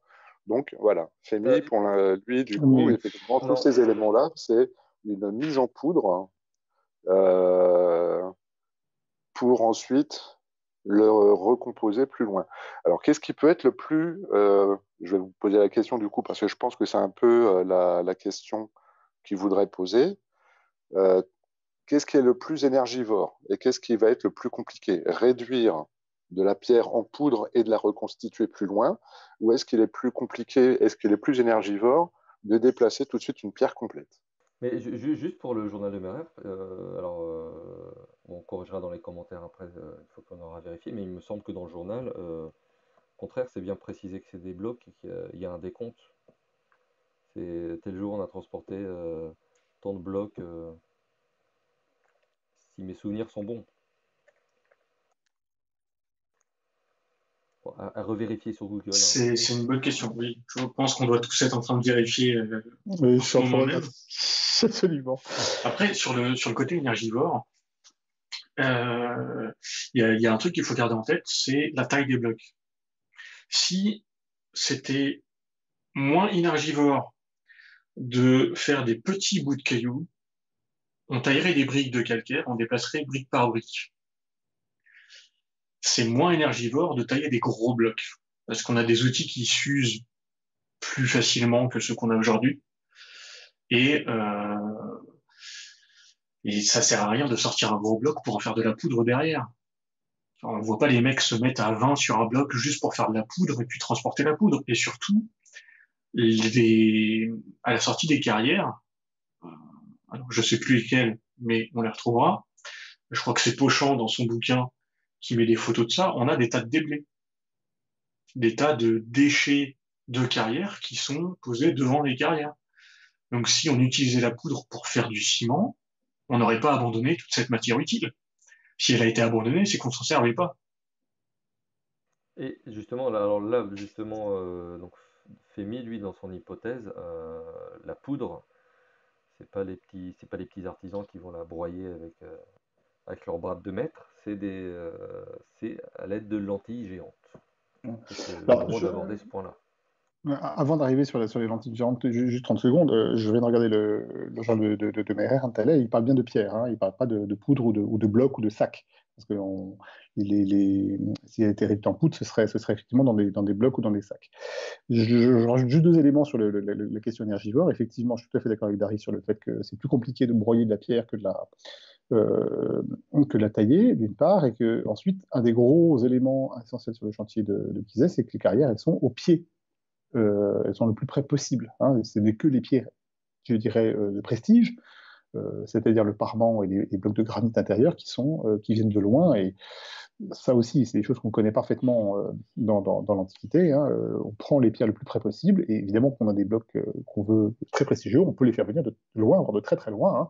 Par exemple, à l'époque romaine, hein, on fait venir des marbres très spécifiques qui viennent de Marmara, hein, c'est-à-dire près d'Istanbul aujourd'hui, hein, pour des constructions à Rome, mais uniquement pour faire quelques colonnes. Tout le reste, c'est local. Hein, c'est évidemment l'élément central. Alors, je ne sais pas, si vous voulez attaquer la question des lentilles, on peut y aller.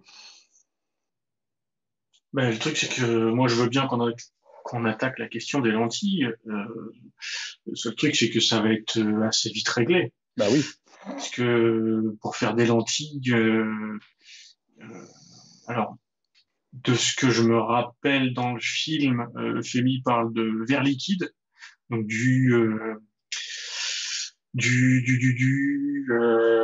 Silicate.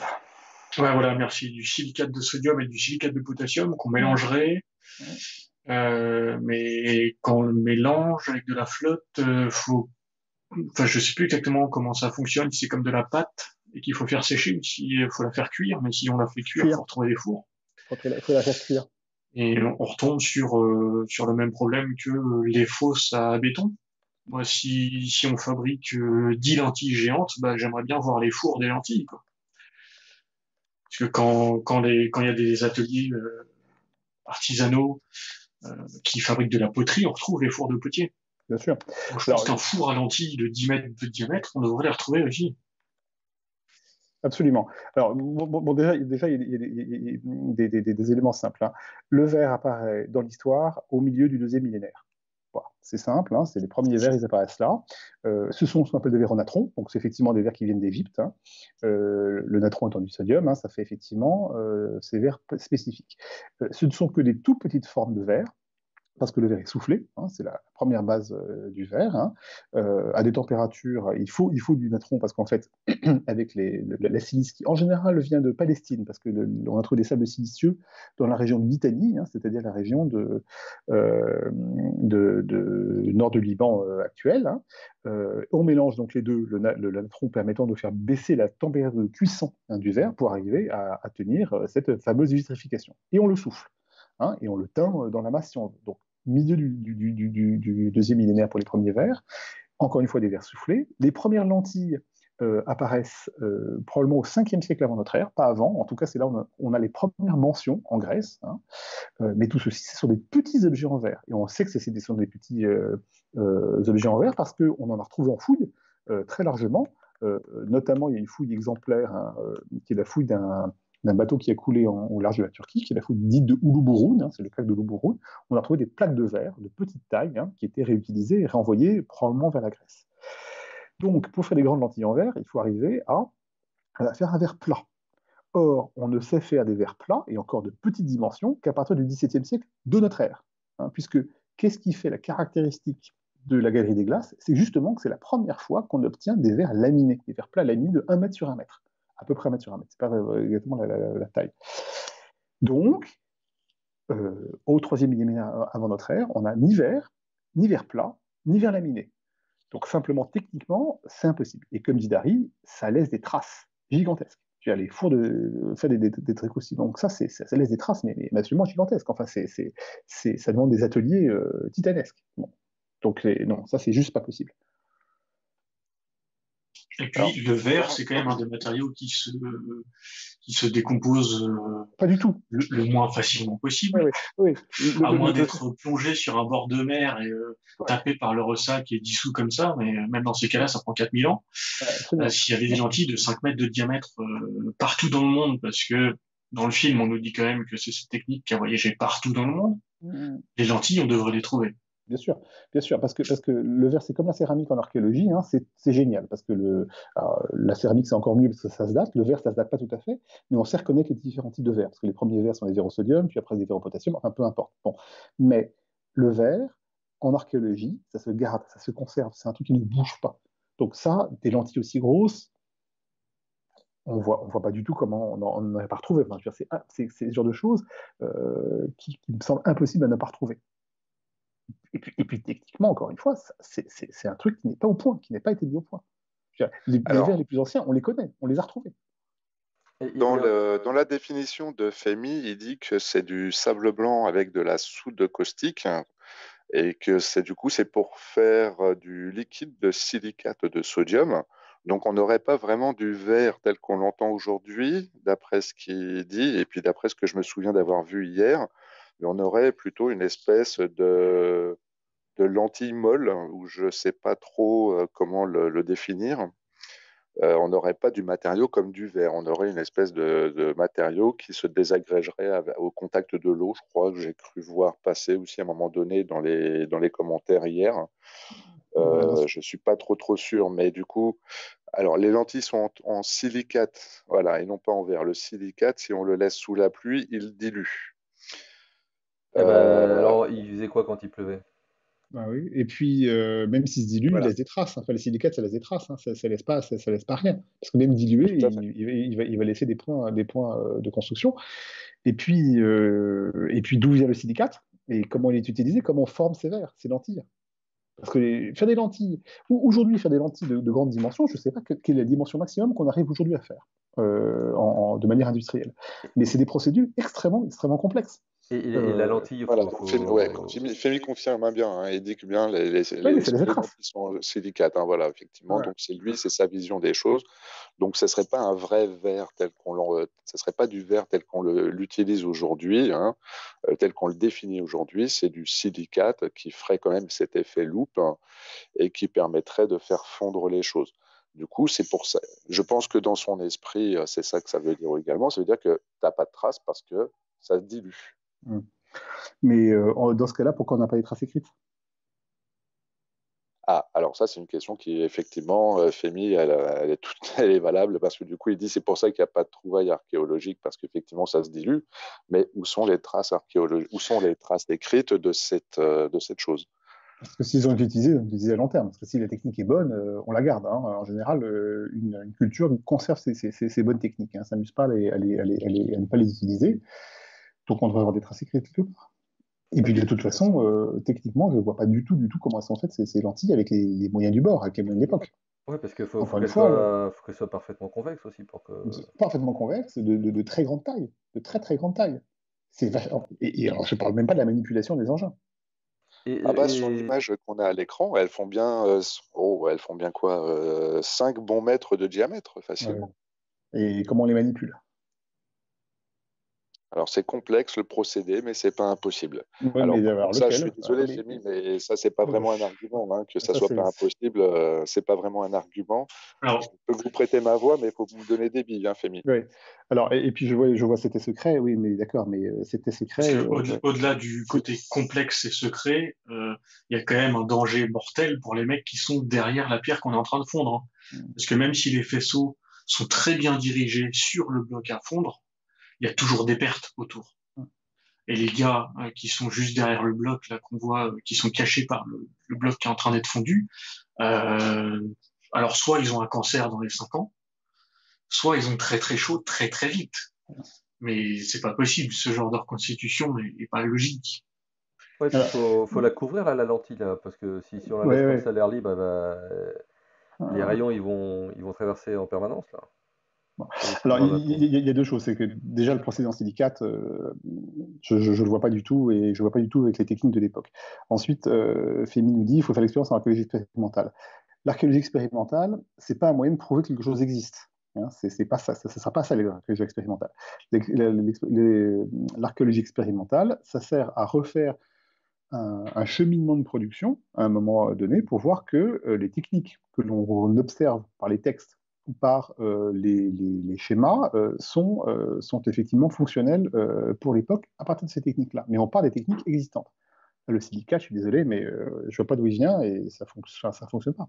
Et puis, dire que c'est secret, c'est pas un argument non plus, hein. Je suis désolé, c'est pas un argument en archéo. Ouais, surtout Ça, que si c'est Alors, ça, secret, il l'a comment pas lui dit, peut hein, le. pour le coup, Si, Fémi, il l'a si, il pas a dit dit, Si, si, il a dit dans c'est le chat. secret. Hein. si. ça C'est a bon. été Ah, dit. il l'a dit dans le chat? Ouais. Là, je Ouais, regarde ouais. le chat. Hein. Mm. D'accord, et autant Mais pour moi, s'il l'a dit, c'est dernier parce que élément sur ces lentilles. Alors, admettons que les lentilles existent, admettons que ça soit des pierres bétonnées, fondues et bétonnées. La pierre fondue a une certaine température, et si on la coule dans un moule en argile, comme c'est dit dans le film, l'argile doit cuire. Et si on a fondu, allez, je veux dire 100 000 pierres ou 100 000 statues, on doit avoir 100 000 moules différents.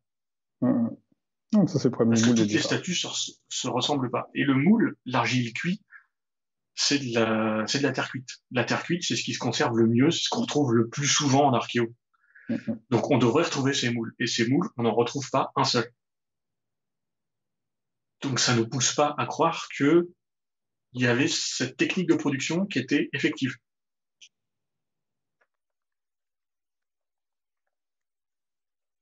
Autre chose, il y a autre chose aussi, c'est que donc là on parle du calcaire, mais dans sa démonstration, il fait aussi fondre le granit. Mm. Oui. Oui, alors ça, le granit, va faire fondre du granit pour le. Il y a des gars qui ont essayé hein, de faire fondre du granit et en refroidissant, le granit devient vitrifié. Mm. Bah oui, il Il représente reprend pas pas du du tout tout du. la forme du granit que tu Absolument. as dans ta carrière de granit, puisque le granit qui s'est formé dans ta carrière, c'est un granit qui s'est formé en profondeur, donc à des Mm. pressions énormes et qui s'est refroidi plus ou moins lentement. Mais Absolument. si tu fonds du granit et que tu le fais refroidir à pression atmosphérique standard, avec une température égyptienne ou autre, on s'en fout, mais à pression atmosphérique standard, il va se vitrifier. Et c'est pas du tout des granites qu'on a. Absolument. Le granit, hein, c'est une roche métamorphique, hein, c'est pas du tout une roche volcanique hein, qui se fond comme du basalte. Hein. Et encore, le basalte, je suis pas sûr, je demande vérification auprès des gens. Mais le granit, c'est clair. Hein. Si on fait fondre du granit, déjà, faut le faire fondre, il ne redevient pas du granit. Très clairement, c'est pas la même chose. Donc, c'est pas possible. Enfin, le granit que l'on a, en plus, alors pour le coup, le granit que l'on a sur la Grande Pyramide, hein, on sait d'où il vient. Hein. Il vient d'Assouan et on a retrouvé les carrières. Donc c'est encore plus facile à faire pour le coup. Voilà. Non, on ne fait pas fondre le granit. Ça, enfin, si on fait fondre du granit, on ne retombe pas sur du granit. Mais Et au donc, final, oui, c'est les ouais. feldspaths principalement qui font cet aspect vitrifié, je crois avoir lu. Les feldspaths, c'est les petits cristaux qui brillent dans le granit.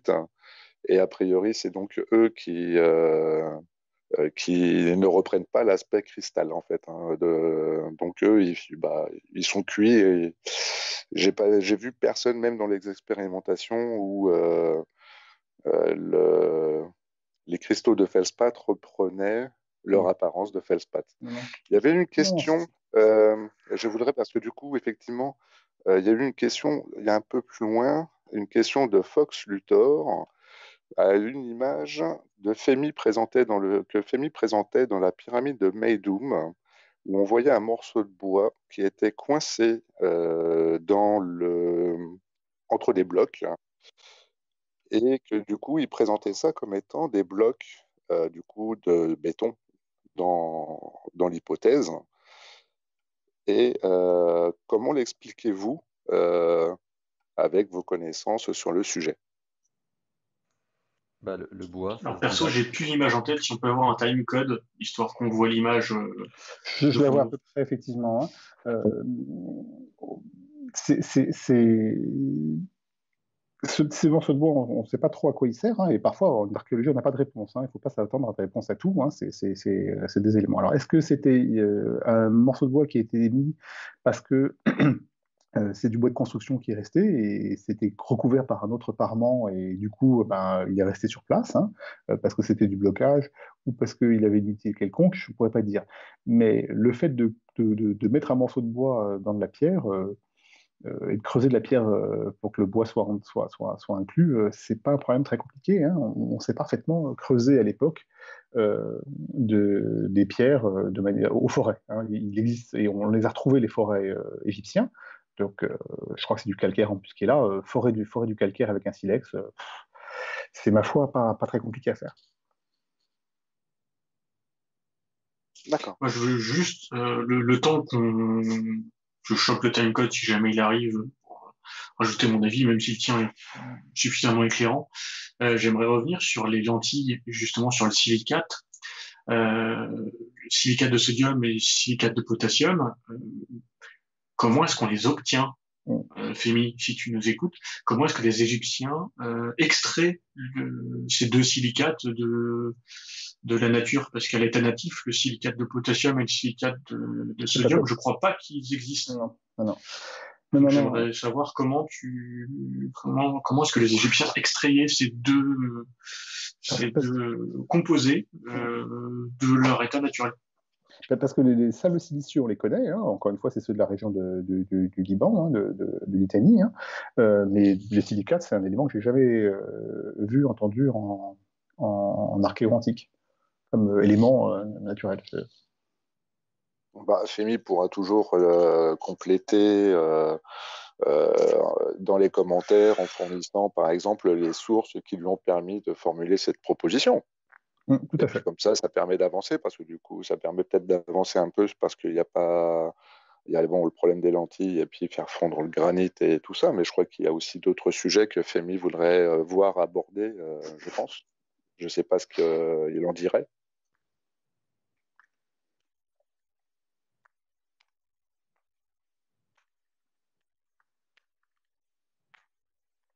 C'est le temps que Fémi formule une question.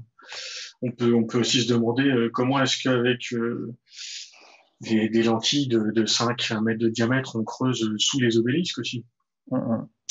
Parce que les rayons du soleil, ils sont bien gentils, mais ils viennent du soleil. Donc, dès qu'on va se mettre pas dans l'axe solaire ou avec du soleil couchant ou qui fournit moins d'énergie qu'un soleil au zénith, ça va peut-être moins bien fondre le granit, en fait. Puis reprendre encore cet élément-là, je ne sais pas quel est le poids des lentilles en silicate, mais 2 obélisques pour tenir un obélisque en silicate qui fait 5 mètres de diamètre, c'est pas un truc léger, puis c'est pas un truc facile à manipuler. Parce qu'il faut effectivement, comme tu dis, Dari, il faut l'orienter, il faut le positionner, tout ça, c'est des dispositifs complexes. Alors, en plus, ce qui est très étonnant, c'est qu'on a, dans l'archéologie égyptienne, on a une chance assez essentielle, c'est qu'on a pas mal de bas-reliefs représentant les constructions, les déplacements d'objets, des constructions. Et là, de ça, aucun, zéro. Ça pose un peu problème. Il y a Fémi qui va envoyer un lien a priori sur le silicate. Hein. Ah, mais si c'est à lire vite fait alors qu'on est en live, Fémi, c'est compliqué. C'est pour ça qu'on vous a demandé des sources. Mais oui, c'est pour ça qu'on travaille en effet. Pour Et Voilà, contrôler. c'est ça. Ouais. donc là, on va accepter le lien et puis on va le lire à tête opposée, mais on peut pas le lire en direct, Non, tout à fait. surtout s'il est Ouais, complexe. ouais. Ça va. À lire vite fait, effectivement, si c'est une étude géologique, chimique et qu'il faut lire en 2 secondes, bon, par contre, effectivement, ça va être un peu compliqué, mais je pense que pour les personnes les plus assidues, elles pourront le faire. Après, je sais que Rémi avait posé la question sur le côté énergivore, en quoi c'est possible de traîner et de porter ces pierres, les obélisques. C'est un exemple dont on parlait il y a 30 secondes, hein. Ça a été transporté et ça a été levé. Bien sûr. Si on est capable de transporter et de lever des pierres qui font 200 à 300 tonnes, il n'y a pas trop de soucis pour bouger des pierres qui font le poids Oui. d'une grosse berline. Si on arrive à ériger des obélisques pour tenir les lentilles et monter les lentilles dessus, parce qu'il faut encore les monter dessus, je ne vois pas pourquoi on ne pourrait pas effectivement pas déplacer des pierres de 3 tonnes sur des plans inclinés, d'autant que les plans inclinés, on a retrouvé en fouille en Égypte. Très clairement, il y a des pyramides inachevées sur lesquelles on a des éléments de plans inclinés. Ouais, et puis Alors, justement, l'obélisque inachevé d'Assouan, on voit bien qu'il est encore attaché à la roche, donc qu'a priori il n'a pas été fondu dans un coffrage, Non, ou alors absolument. qu'on m'explique. On a effectivement là un exemple d'un objet non fini. Je crois pas sur le sol d'ailleurs en Égypte, hein, qui montre bien qu'il y a eu un travail, de dégagement de la pierre par taille.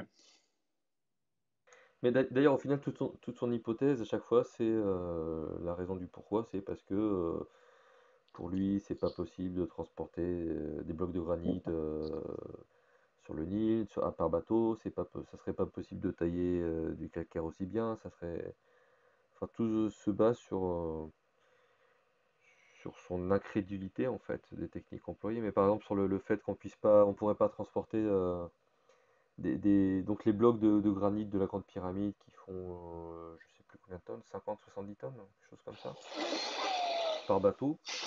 Mais faut pas oublier que donc les Romains, eux, ils ont ramené plus d'une dizaine d'obélisques jusqu'à Rome et ils l'ont fait par bateau. Bien sûr, c'est C'était les mêmes des techniques, hein, obélisques, les techniques n'ont pas changé. ouais, c'était 100 tonnes, 200 tonnes. Ça pose pas un problème majeur de le transporter. Le problème majeur, c'est pas quelque chose de simple, hein, évidemment. Les gens, ils sortent pas leur trottinette et ils le font d'un coup, hein. Mais c'est des techniques qui sont longues, hein, mais là, l'impératif de temps n'est pas présent, qui demandent de la main-d'œuvre, qui demandent du contrôle, qui entraînent des accidents sans doute, hein, tout ça a été effectif, hein, mais qui sont parfaitement maîtrisés, hein. On a des très bonnes études qui ont été faites et en archéo expérimental et en études générales sur les déplacements des mégalithes un peu plus anciens, avec des poids plus importants. Alors, c'est effectivement des problèmes essentiels. Donc, on essaie d'avoir des pierres, comme je le disais tout à l'heure, les pierres les plus près possibles du site de construction. Quand on a besoin de pierres spéciales, on les fait venir de loin. On y met les moyens pour le faire, parce que c'est important de le faire. Déplacer 50 tonnes par radeau, parce qu'en fait, c'est probablement des radeaux qui servaient à transporter les pierres et pas des bateaux quillés. Hein. Oui, c'est pas du tout impossible à faire. Enfin, c'est pas très compliqué à faire. Ça demande, encore une fois, une très bonne organisation qui est en partie décrite par le papyrus de Merer, hein, donc des groupes spécifiques, des filets dirigés, où on préfère le transport, le tirage par homme, parce que c'est plus facile à commander que les chevaux, hein, ou que les bœufs, ou que ce que vous voulez, ou tous les animaux de trait, hein, et on avance doucement, mais on avance, on sait le faire.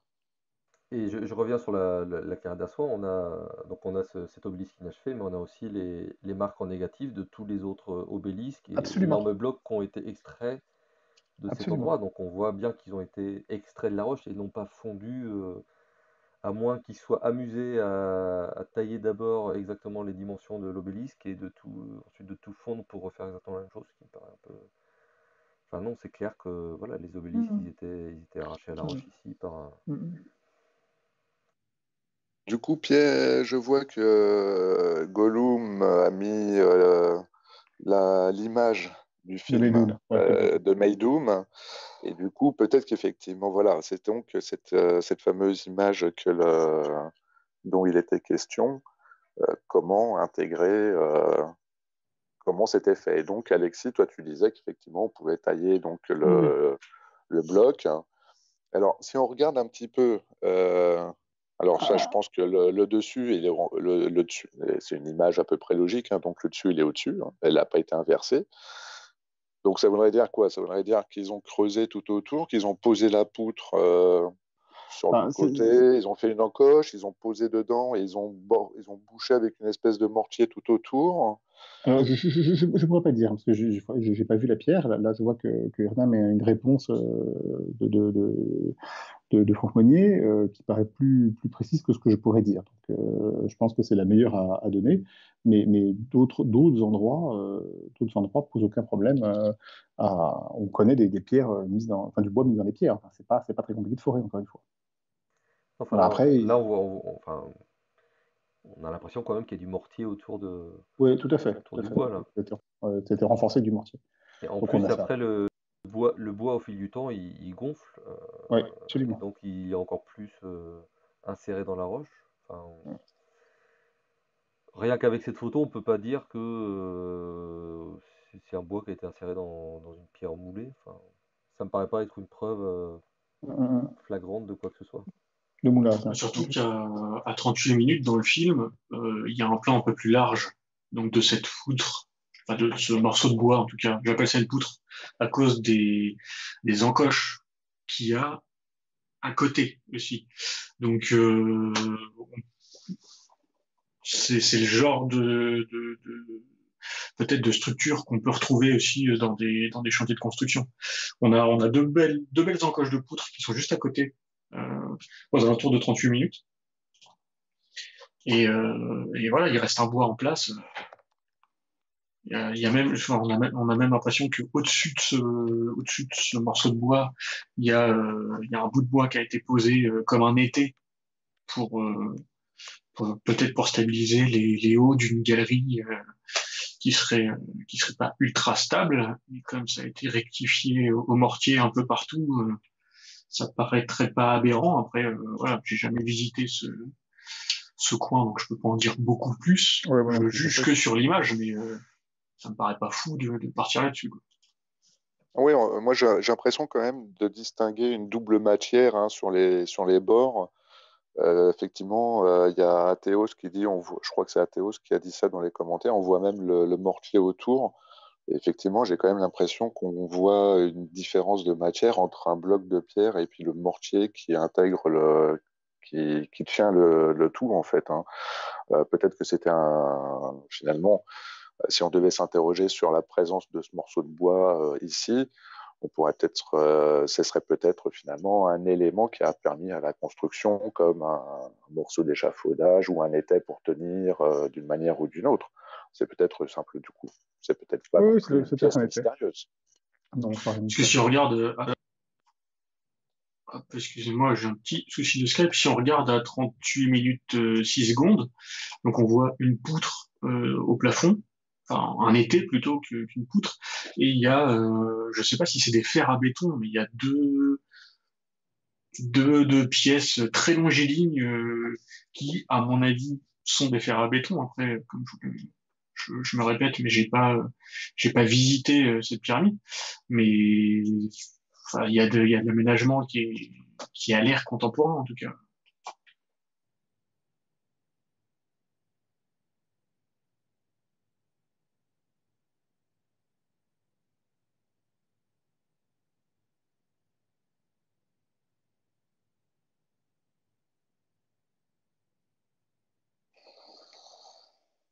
Donc oui, Gollum nous dit que vous ne l'entendez pas, donc il faut qu'on meuble pendant qu'il met la photo en place sur le live. Éviter les blancs en mode radio. Mais c'est pas là-dessus encore une fois, c'est pas une preuve de l'usage du béton du tout. Hein.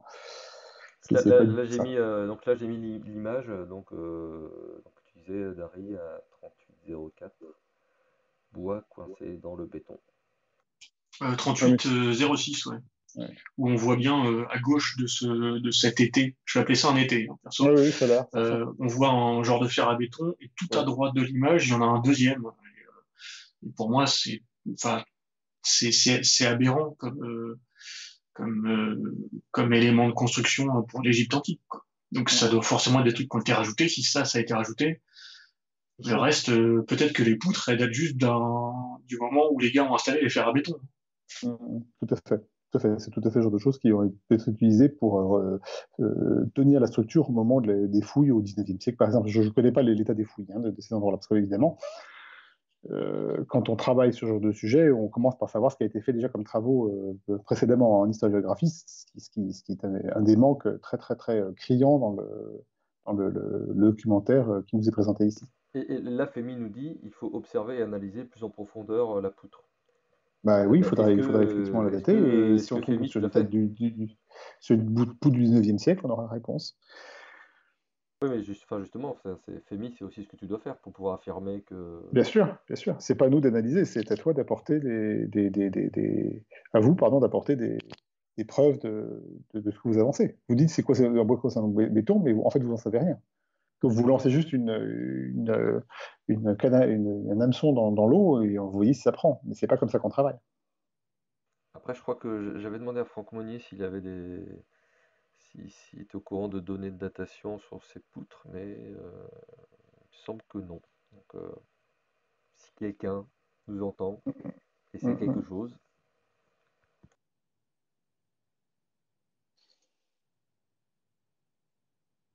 Alors, du coup, on peut peut-être avancer.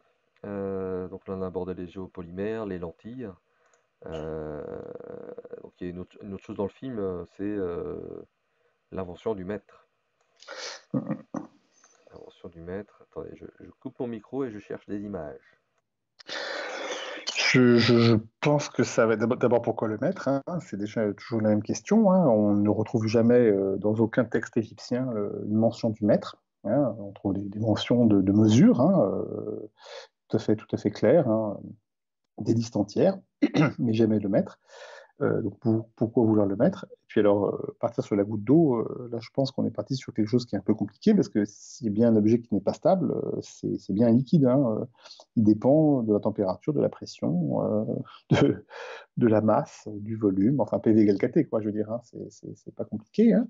Euh, donc non, c'est juste pas fonctionnel du tout. Oui, parce que Et cette composition. pour reprendre ce qui est affirmé dans le film, donc c'est que les Égyptiens auraient remarqué que les gouttes d'eau du Nil, si je me souviens bien, euh, auraient toujours un diamètre de exactement 1 centimètre. Et donc de là, ils ont décidé de fabriquer une règle à partir de gouttes d'eau de 1 centimètre. Le problème, c'est que déjà, si admettons, hein, tu prends 100 gouttes d'eau pour faire 1 mètre, c'est ça, je crois, non? Ou 10, non? Non, sans. Ouais, voilà, 100, ouais. Autant pour moi. Si chaque goutte d'eau fait 1 centimètre et que tu dois prendre 100 gouttes d'eau pour faire 1 mètre, ça veut dire que tes gouttes d'eau doivent se toucher. Je pense Et si tu qu'il prends 2 gouttes d'eau qui se touchent, elles fusionnent puisque les molécules d'eau vont interagir les unes avec les autres et ça va créer un mouvement dans l'eau et tu peux pas mesurer 1 mètre comme ça, c'est pas. Non, non, mais en fait, je pense que lui, le truc, c'est qu'il mesurait une seule goutte d'eau, et après, C'est à ça. partir de la mesure, C'est ce que j'ai compris il la aussi. reporte. Mais effectivement, par contre, C'est ce que j'ai compris aussi, puisque si tu il mets. présente bien les choses, hein. Pour le coup, je défends sa vision, hein. Il défend bien les choses en disant, d'abord, ils savent compter jusqu'à 10. Donc, ils ont un système de numération, une base 10, hein, puisque c'est les doigts, et ensuite, il dit bien dans le film, hein, 10, 20, 30, etc.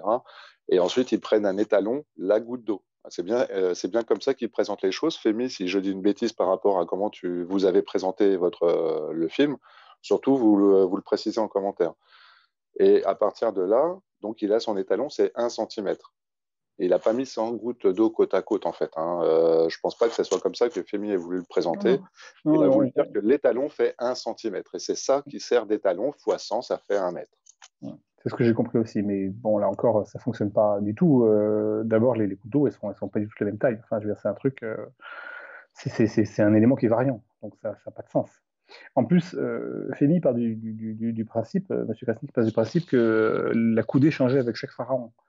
Non, c'est pas non plus le cas. On l'a pris une fois et on en a, comme toute tout le système de mesure, on a dit que c'était un système qui serait conservé parce qu'un système de mesure, c'est une convention. Et on a convenu que la coudée, ce serait cette taille-là. Point. Et on n'a pas besoin Même de sur changer. le principe, si on prend le test de la goutte d'eau, là, on trempe notre doigt dans l'eau et puis on fait tomber une goutte, comme on a pu le voir sur les réseaux, en fonction de la profondeur de mon doigt dans la flotte, je vais pas avoir autant d'eau sur le doigt à chaque fois. Et donc, ça sera pas la même quantité d'eau qui va tomber, et donc ça peut pas être la même taille de goutte de toute façon. Oui, voilà, la taille de la goutte, elle dépend de la quantité de l'eau et puis de tout un tas de paramètres aussi extérieurs sur la nature du support sur lequel tu vas la balancer, l'air, la nature de l'eau Voilà, aussi. Enfin, alors, affirmer que toutes les gouttes euh, d'eau feraient 1 centimètre de diamètre, c'est pas. dans l'hypothèse de Fermi, en fait, c'est étant donné que c'est une notion qui a été définie il part du principe, en gros, je prête toujours ma voix, hein, bien évidemment, que du coup, c'est la convention. Ils ont dit, bah, tiens, une goutte d'eau fait 1 centimètre, donc ça fait fois 100 égale le mètre. Donc ça serait la convention. Voilà, c'est comme ça qu'ils précisent la chose. Alors, effectivement, si on part de ce principe-là, pourquoi est-ce qu'effectivement, de manière arbitraire, ils n'auraient pas décidé que ça soit 1 mètre, finalement, et que ça soit une goutte d'eau? Tiens, ils ont pris cette goutte d'eau qui est tombée, qui faisait 1 centimètre, et ils l'ont reproduit 100 fois. C'est Pourquoi est-ce très, que très ça pourrait compliqué. pas être ça? C'est très, très compliqué, beaucoup plus compliqué que tous les systèmes qui partent à partir des mesures humaines. Enfin, je veux dire, c'est extrêmement complexe. Non, c'est pas fonctionnel du tout. Enfin, Et c'est puis trop surtout, donc, aléatoire. les Égyptiens antiques auraient fait un étalon, mais ils ne l'auraient jamais utilisé. Ouais, ça C'est fonctionne un vraiment. peu con aussi, non? Je suis désolé de vous interrompre, mais je vais devoir arrêter, moi, parce que moi, je pars très tôt demain matin. Donc, continuez bien la discussion et j'essaie de revenir avec des textes plutôt que de la parole. Et bonne soirée à tous. Je reprendrai ça de là où je suis. Je vais aller voir des pyramides, mais mexicaines. Bonne soirée.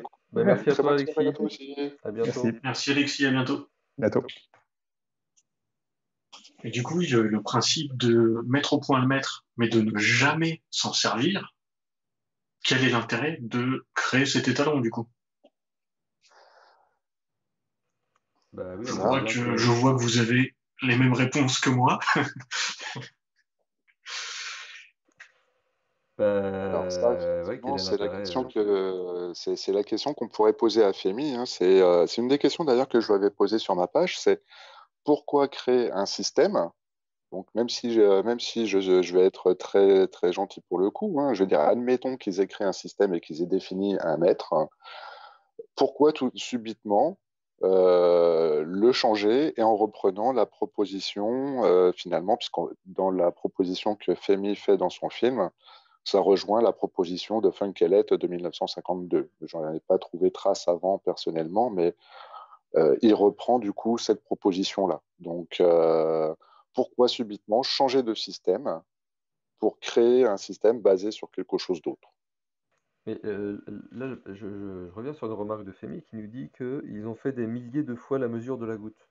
Mais qu'est-ce que tu veux dire exactement? Ils ont fait des milliers de fois la mesure de la goutte jusqu'à ce qu'ils arrivent sur 1 centimètre? Alors, si tu peux nous Bon, répondre. Ça veut ouais, dire en attendant sa que. réponse, moi j'aurais tendance à dire que ça serait une sorte de moyenne plutôt. Ils ont cherché à calibrer en disant, tiens, ça fait plus ou moins 1 centimètre à chaque fois. Je Ah, pense que d'accord. Femi veut peut-être dire ça, quelque chose comme ça plutôt, moi je Ouais, pense. mais avec quoi tu mesures? Ah, mais du coup, Ah C'est pour. toujours pareil. avec Avec quoi quelque tu chose mesures comme et ça. dans quelles conditions tu mesures. Ta goutte, il faut la larguer il faut la larguer à un endroit. Donc t'as pas, je sais pas, ta feuille de palmier, tu vas poser ta goutte, tu mesures, hop, t'effaces ta goutte, tu nettoies bien pour que ça soit bien propre et plus humide du tout. Tu fais tomber notre goutte, tu mesures, tu réeffaces bien, machin. Et tout ça pour dire, allez, on va faire 1000 essais et en 1000 essais, on va se faire une moyenne pour multiplier notre résultat par 100 pour donner un mètre étalon, mais on va jamais s'en servir parce que notre coudée, en fait, c'est une longueur moyenne d'une partie de notre corps. Ça n'a pas de sens. Surtout que si tu Oui, perds bah, si tu perds les c'est un goal. résultats, tu peux pas refaire, enfin, tu refais l'expérience, enfin, t'as peu de chances de retomber exactement sur 1 centimètre pile, sur les pas qui perdent leur étalon de 1 centimètre. Oui, puis il reste toujours la question, pourquoi inventer un système pour ensuite changer de système a priori en peu de temps? Je saurais pas. Femi n'a pas précisé si le maître était très antérieur au système anthropomorphique, hein, bref, basé sur le corps. Bon, c'est passé en l'espace d'une minute, hein, dans son film, il passe les deux. Donc, on ne sait pas vraiment ce qu'il a voulu présenter. Femi, hein, si jamais tu es là et si jamais tu peux répondre à ça pour donner de la matière à la discussion, ben, tu es là a priori, hein. Mais Enfin, vous surtout êtes que là. dans les mesures égyptiennes, si on avait que la coudée et rien d'autre, on pourrait se dire, merde, comment est-ce qu'ils ont inventé la coudée? Mais on a aussi la palme, les doigts, enfin, il y a plein d'unités de mesure qui sont basées sur le corps. Mais on n'a pas du tout l'unité, la goutte, dans aucun compte. Et Jean-Pierre Adam montre comme ça un espèce de diagramme abscissé ordonné pour définir la pente d'une pyramide là, dans un passé recomposé, où il dit, bon bah voilà, à, à une coudée, on doit avoir une coudée de hauteur, à une coudée enfin à deux coudées, on doit avoir une coudée de doigts, ou une connerie du genre, mais jamais on a une unité plus petite. Jamais nulle part on nous dit, ouais, voilà, ça va faire une coudée et puis 3 gouttes. Si l'unité n'apparaît pas, c'est qu'elle était probablement pas utilisée. Ça me paraît logique. Bah oui. Surtout qu'en plus, là, cette histoire de maître, il y aurait un lien magique, enfin un lien inventé, donc ça serait un mètre divisé par pi, c'est ça? Un mètre divisé par pi qui nous donnerait je sais plus. Non, pi divisé par 6. C'est pi divisé par.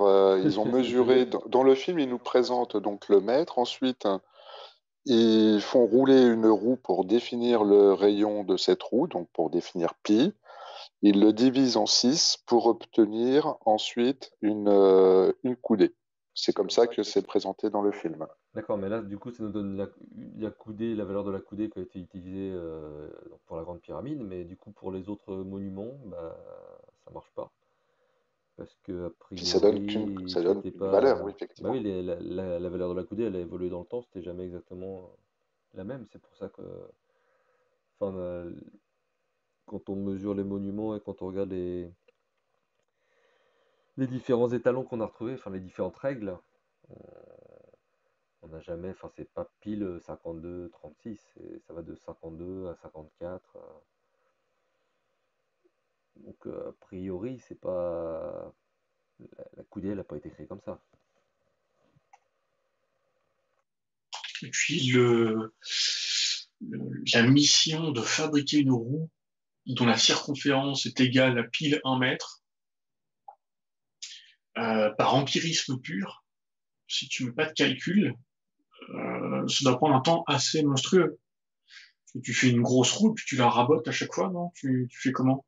Parce que s'il faut qu'elle soit vraiment ronde, ça devient très compliqué enfin, on en revient au problème des blocs, hein. Sortir un gros bloc, en faire de la poudre pour ensuite faire une pâte et vider la pâte dans un moule qui n'existe pas.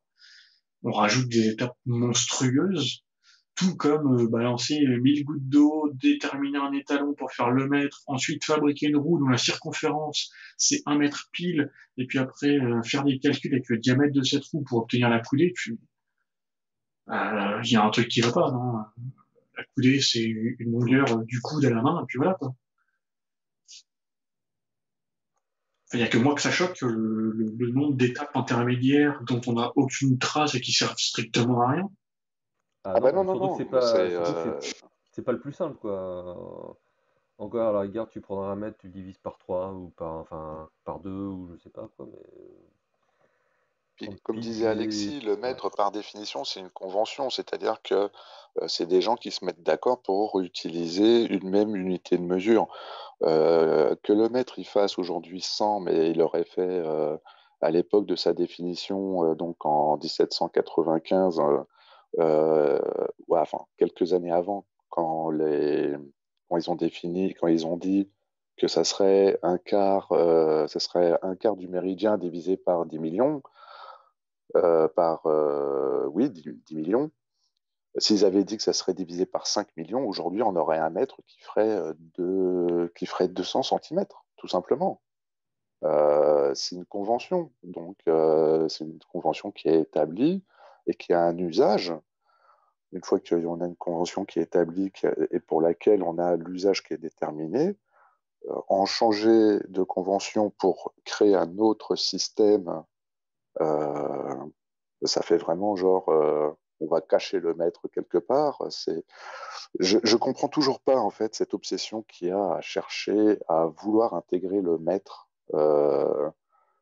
partout. Je la comprends pas personnellement. Ah, c'est une obsession nationaliste. Le maître, ça a été créé par des Français. Enfin, Mais ça aurait c'est pu con, hein, être- mais il même y a si c'est Femi pas, qui même si c'est pas volontaire, il y a toujours le côté, le il maître, y a c'est Femi- nous. ouais. Il y a Femi Si qui je doit reviens, partir. Fémi qui nous dit d'où ils ont sorti le kilogramme. Mais le kilogramme, oui, c'est une convention, c'est 1 litre d'eau. Mais avant qu'on définisse ce qu'était un kilogramme, on avait plein d'unités de mesure, de, de, de, de, de masse, de quantité. Et c'est pas parce qu'on a défini le kilogramme au moment où on l'a défini, j'ai pas la date, hein, je vais pas me la péter ou quoi que ce soit. Hein, c'est pas au Moyen Âge, on n'avait pas défini ce que c'était un kilogramme. Et ben on va pas commencer à peser toutes les pierres et tous les squelettes de pintade pour essayer de définir ah tiens celle-là elle faisait pile 1 kilo quand ils l'ont mangé quoi. Il y a un moment il faut arrêter de faire de l'histoire de la mauvaise manière en partant à rebours avec un œil contemporain à nous. Et je vois pas le rapport entre le mètre et le kilogramme. Et pour revenir à cette histoire du maître, enfin, on a quand même tout l'historique extrêmement détaillé de la façon dont, du pourquoi, du comment, on a défini le maître. Donc pour nous expliquer que en fait il existait depuis la nuit des temps, qu'il faut déjà mettre tout ça à la poubelle, ou alors c'est qu'il y a un complot. Donc ça veut dire que depuis l'Antiquité, en fait, beaucoup de gens connaissaient le maître, mais ne l'utilisaient pas. On ne sait pas pourquoi. Et donc ils l'ont caché, et soudain, donc au 18e, bon bah maintenant il serait peut-être temps de l'utiliser, donc on va faire une mascarade, parce qu'on sait déjà combien vaut le mètre, donc on va faire toute une mascarade pour faire croire au peuple que en fait bah, le mètre, voilà, on l'a défini comme ça, alors que bah non en fait il existait depuis la nuit des temps et on vous l'a caché. Et je vois pas l'intérêt en Oui, fait je vois pas l'intérêt de le cacher déjà. Enfin, ça fait, bah, c'est un espèce de complot qui a absolument aucun sens. oui, non, non, bah, moi pour ma part, je suis assez d'accord avec ça. En fait, je trouve, j'ai beau écouter toutes les personnes qui soutiennent l'existence d'un maître depuis très longtemps. euh, En fait, quand tu leur dis d'accord, et c'est quoi l'intérêt de le cacher, j'ai jamais de réponse réellement, quoi. C'est, on revient toujours à une société secrète qui te cachait les choses, qui savait un savoir caché, etc. Et que le maître, bah, je sais pas, faut croire que c'est presque la formule de la pierre philosophale, hein, limite. Hein. Je comprends pas je comprends vraiment pas qu'est-ce qu'il y a de si mystérieux avec le maître. Alors après, on a des démonstrations avec pi, phi, etc., où là, tout d'un coup, c'est pour intégrer de l'ésotérisme, hein, quelque part, puisque de toute façon, les histoires de phi sont donc beaucoup plus contemporaines que l'Égypte antique. Mais c'est sûr qu'avec ce genre de démonstration-là, tout d'un coup, phi devient justifiable, quelque part.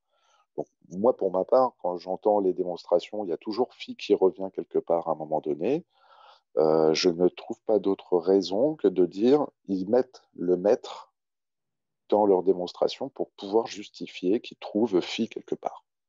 Je ne trouve que cette raison-là. Peut-être que d'autres un jour me donneront d'autres raisons en discutant avec eux. Moi, pour l'instant, j'ai toujours eu ce raisonnement qui tournait autour de ça. Alors tu peux très bien trouver les filles sans utiliser les maîtres, comme c'est un rapport. Ah bah oui, bien sûr, mais Phi, si tu cherches Phi, il y a une très bonne vidéo de Stop Science qui est sortie, je crois, ce matin. Mais ce qui est magnifique avec Phi, c'est que si tu cherches suffisamment Phi, tu vas le trouver. Mais dans n'importe quoi, à partir du moment où tu vas apprendre les rapports adaptés, il n'y a rien de mystérieux à Phi. Enfin, c'est la vidéo de Entracte Science. Je vais envoyer qui est très très franchement elle est très bien, elle explique le côté, il y a des explications sur le côté biologique, etc. Enfin franchement non, franchement c'est une très très bonne vidéo. Et c'est vrai que Phi, même en termes de constantes mathématiques, alors je sais pas pour vous mais peut-être que quelqu'un le sait, j'ai jamais vu Phi utilisé dans une formule mathématique comme pi ou comme une constante de la constante de Euler ou la gravité, la gravitation ou autre. J'ai jamais vu phi utilisé dans une constante, dans une formule mathématique. Peut-être que je me trompe. On doit peut-être utiliser dans les fractales, hein. Je suis pas un spécialiste. Mais Ah par oui, contre, bah ouais, ouais. dans les fractales, par définition, il y est, oui. Après, si, on l'utilise mais, dans certains calculs, mais juste pour revenir, moi Après, j'étais Ah, voilà, je dans. vous avoue que ouais, si on part dans des maths, je vais décrocher très très vite, hein. Mais juste pour revenir ah, sur cette histoire de phi et pi qu'on trouve partout, on a publié un module il n'y a pas très longtemps où vous rentrez n'importe quel nombre et le module il va vous trouver le bon rapport qui va vous faire apparaître phi, pi et tout ce que vous voulez dedans, quoi. oui, bah On oui, peut, bah, de toute on peut le façon, trouver très facilement n'importe où. Du moment qu'on s'autorise à n'importe quel calcul sans justification, bah, on peut le trouver partout. en tract science, voilà, c'est ça. Bah, déjà, tu as l'inverse de phi, donc tu as 0,618, tu as phi, 1,618. Ensuite, tu as phi au carré, 2,618. Mais tu peux aussi avoir 2,236, donc l'inverse de phi plus phi. Tout ça, ça te renvoie à des phi. Enfin, après, du coup, tu obtiens quand même une marge de manœuvre pour trouver un chiffre en rapport avec phi qui est quand même assez énorme. Oui, surtout comme c'est phi, c'est un nombre assez petit, donc tu peux l'additionner x fois et arriver rapidement à peu près n'importe quel nombre. Oui, oui, bah après, de toute façon, voilà, c'est Entracte Science, la chaîne YouTube qui a diffusé cette vidéo ce matin, je crois. Ouais, Voilà. il a changé de nom, ouais, je crois. Ouais. Mais c'était ouais, parce qu'il s'appelait Stop Science. Et c'était Moi, je crois peut-être que pas c'était trop clair, Stop ouais. Science hein, aussi, hein. Non, mais je crois qu'il a changé de nom il n'y a pas longtemps, en fait. Ouais, ouais, l'année dernière, ils sont passés de Stop Science à Entracte Science. Ils nous avaient filé quelques coups de patte sur les scans de Maria, notamment, avec, lors de l'affaire de Thierry Jamin. Ah, Thierry Jamin. Ouais, avec justement, ils nous avaient fait un petit peu de comparaison de crâne et tout. C'était assez intéressant. Mais bon, on s'éloigne un peu de cas Bah, voilà. 2019. On va pas mélanger tous les pseudo-scientifiques en même temps, hein. Ce serait moche. Non, mais c'était intéressant d'évoquer Phi parce que de toute façon, Phi était quand même cité également dans le film. Euh, Notamment quand il y avait les plans des constructions avec chaque fois le fil en spirale qui apparaissait partout. Donc c'était quand même, c'est pour le coup, Phi n'était pas en décalé par rapport encore au film, quoi.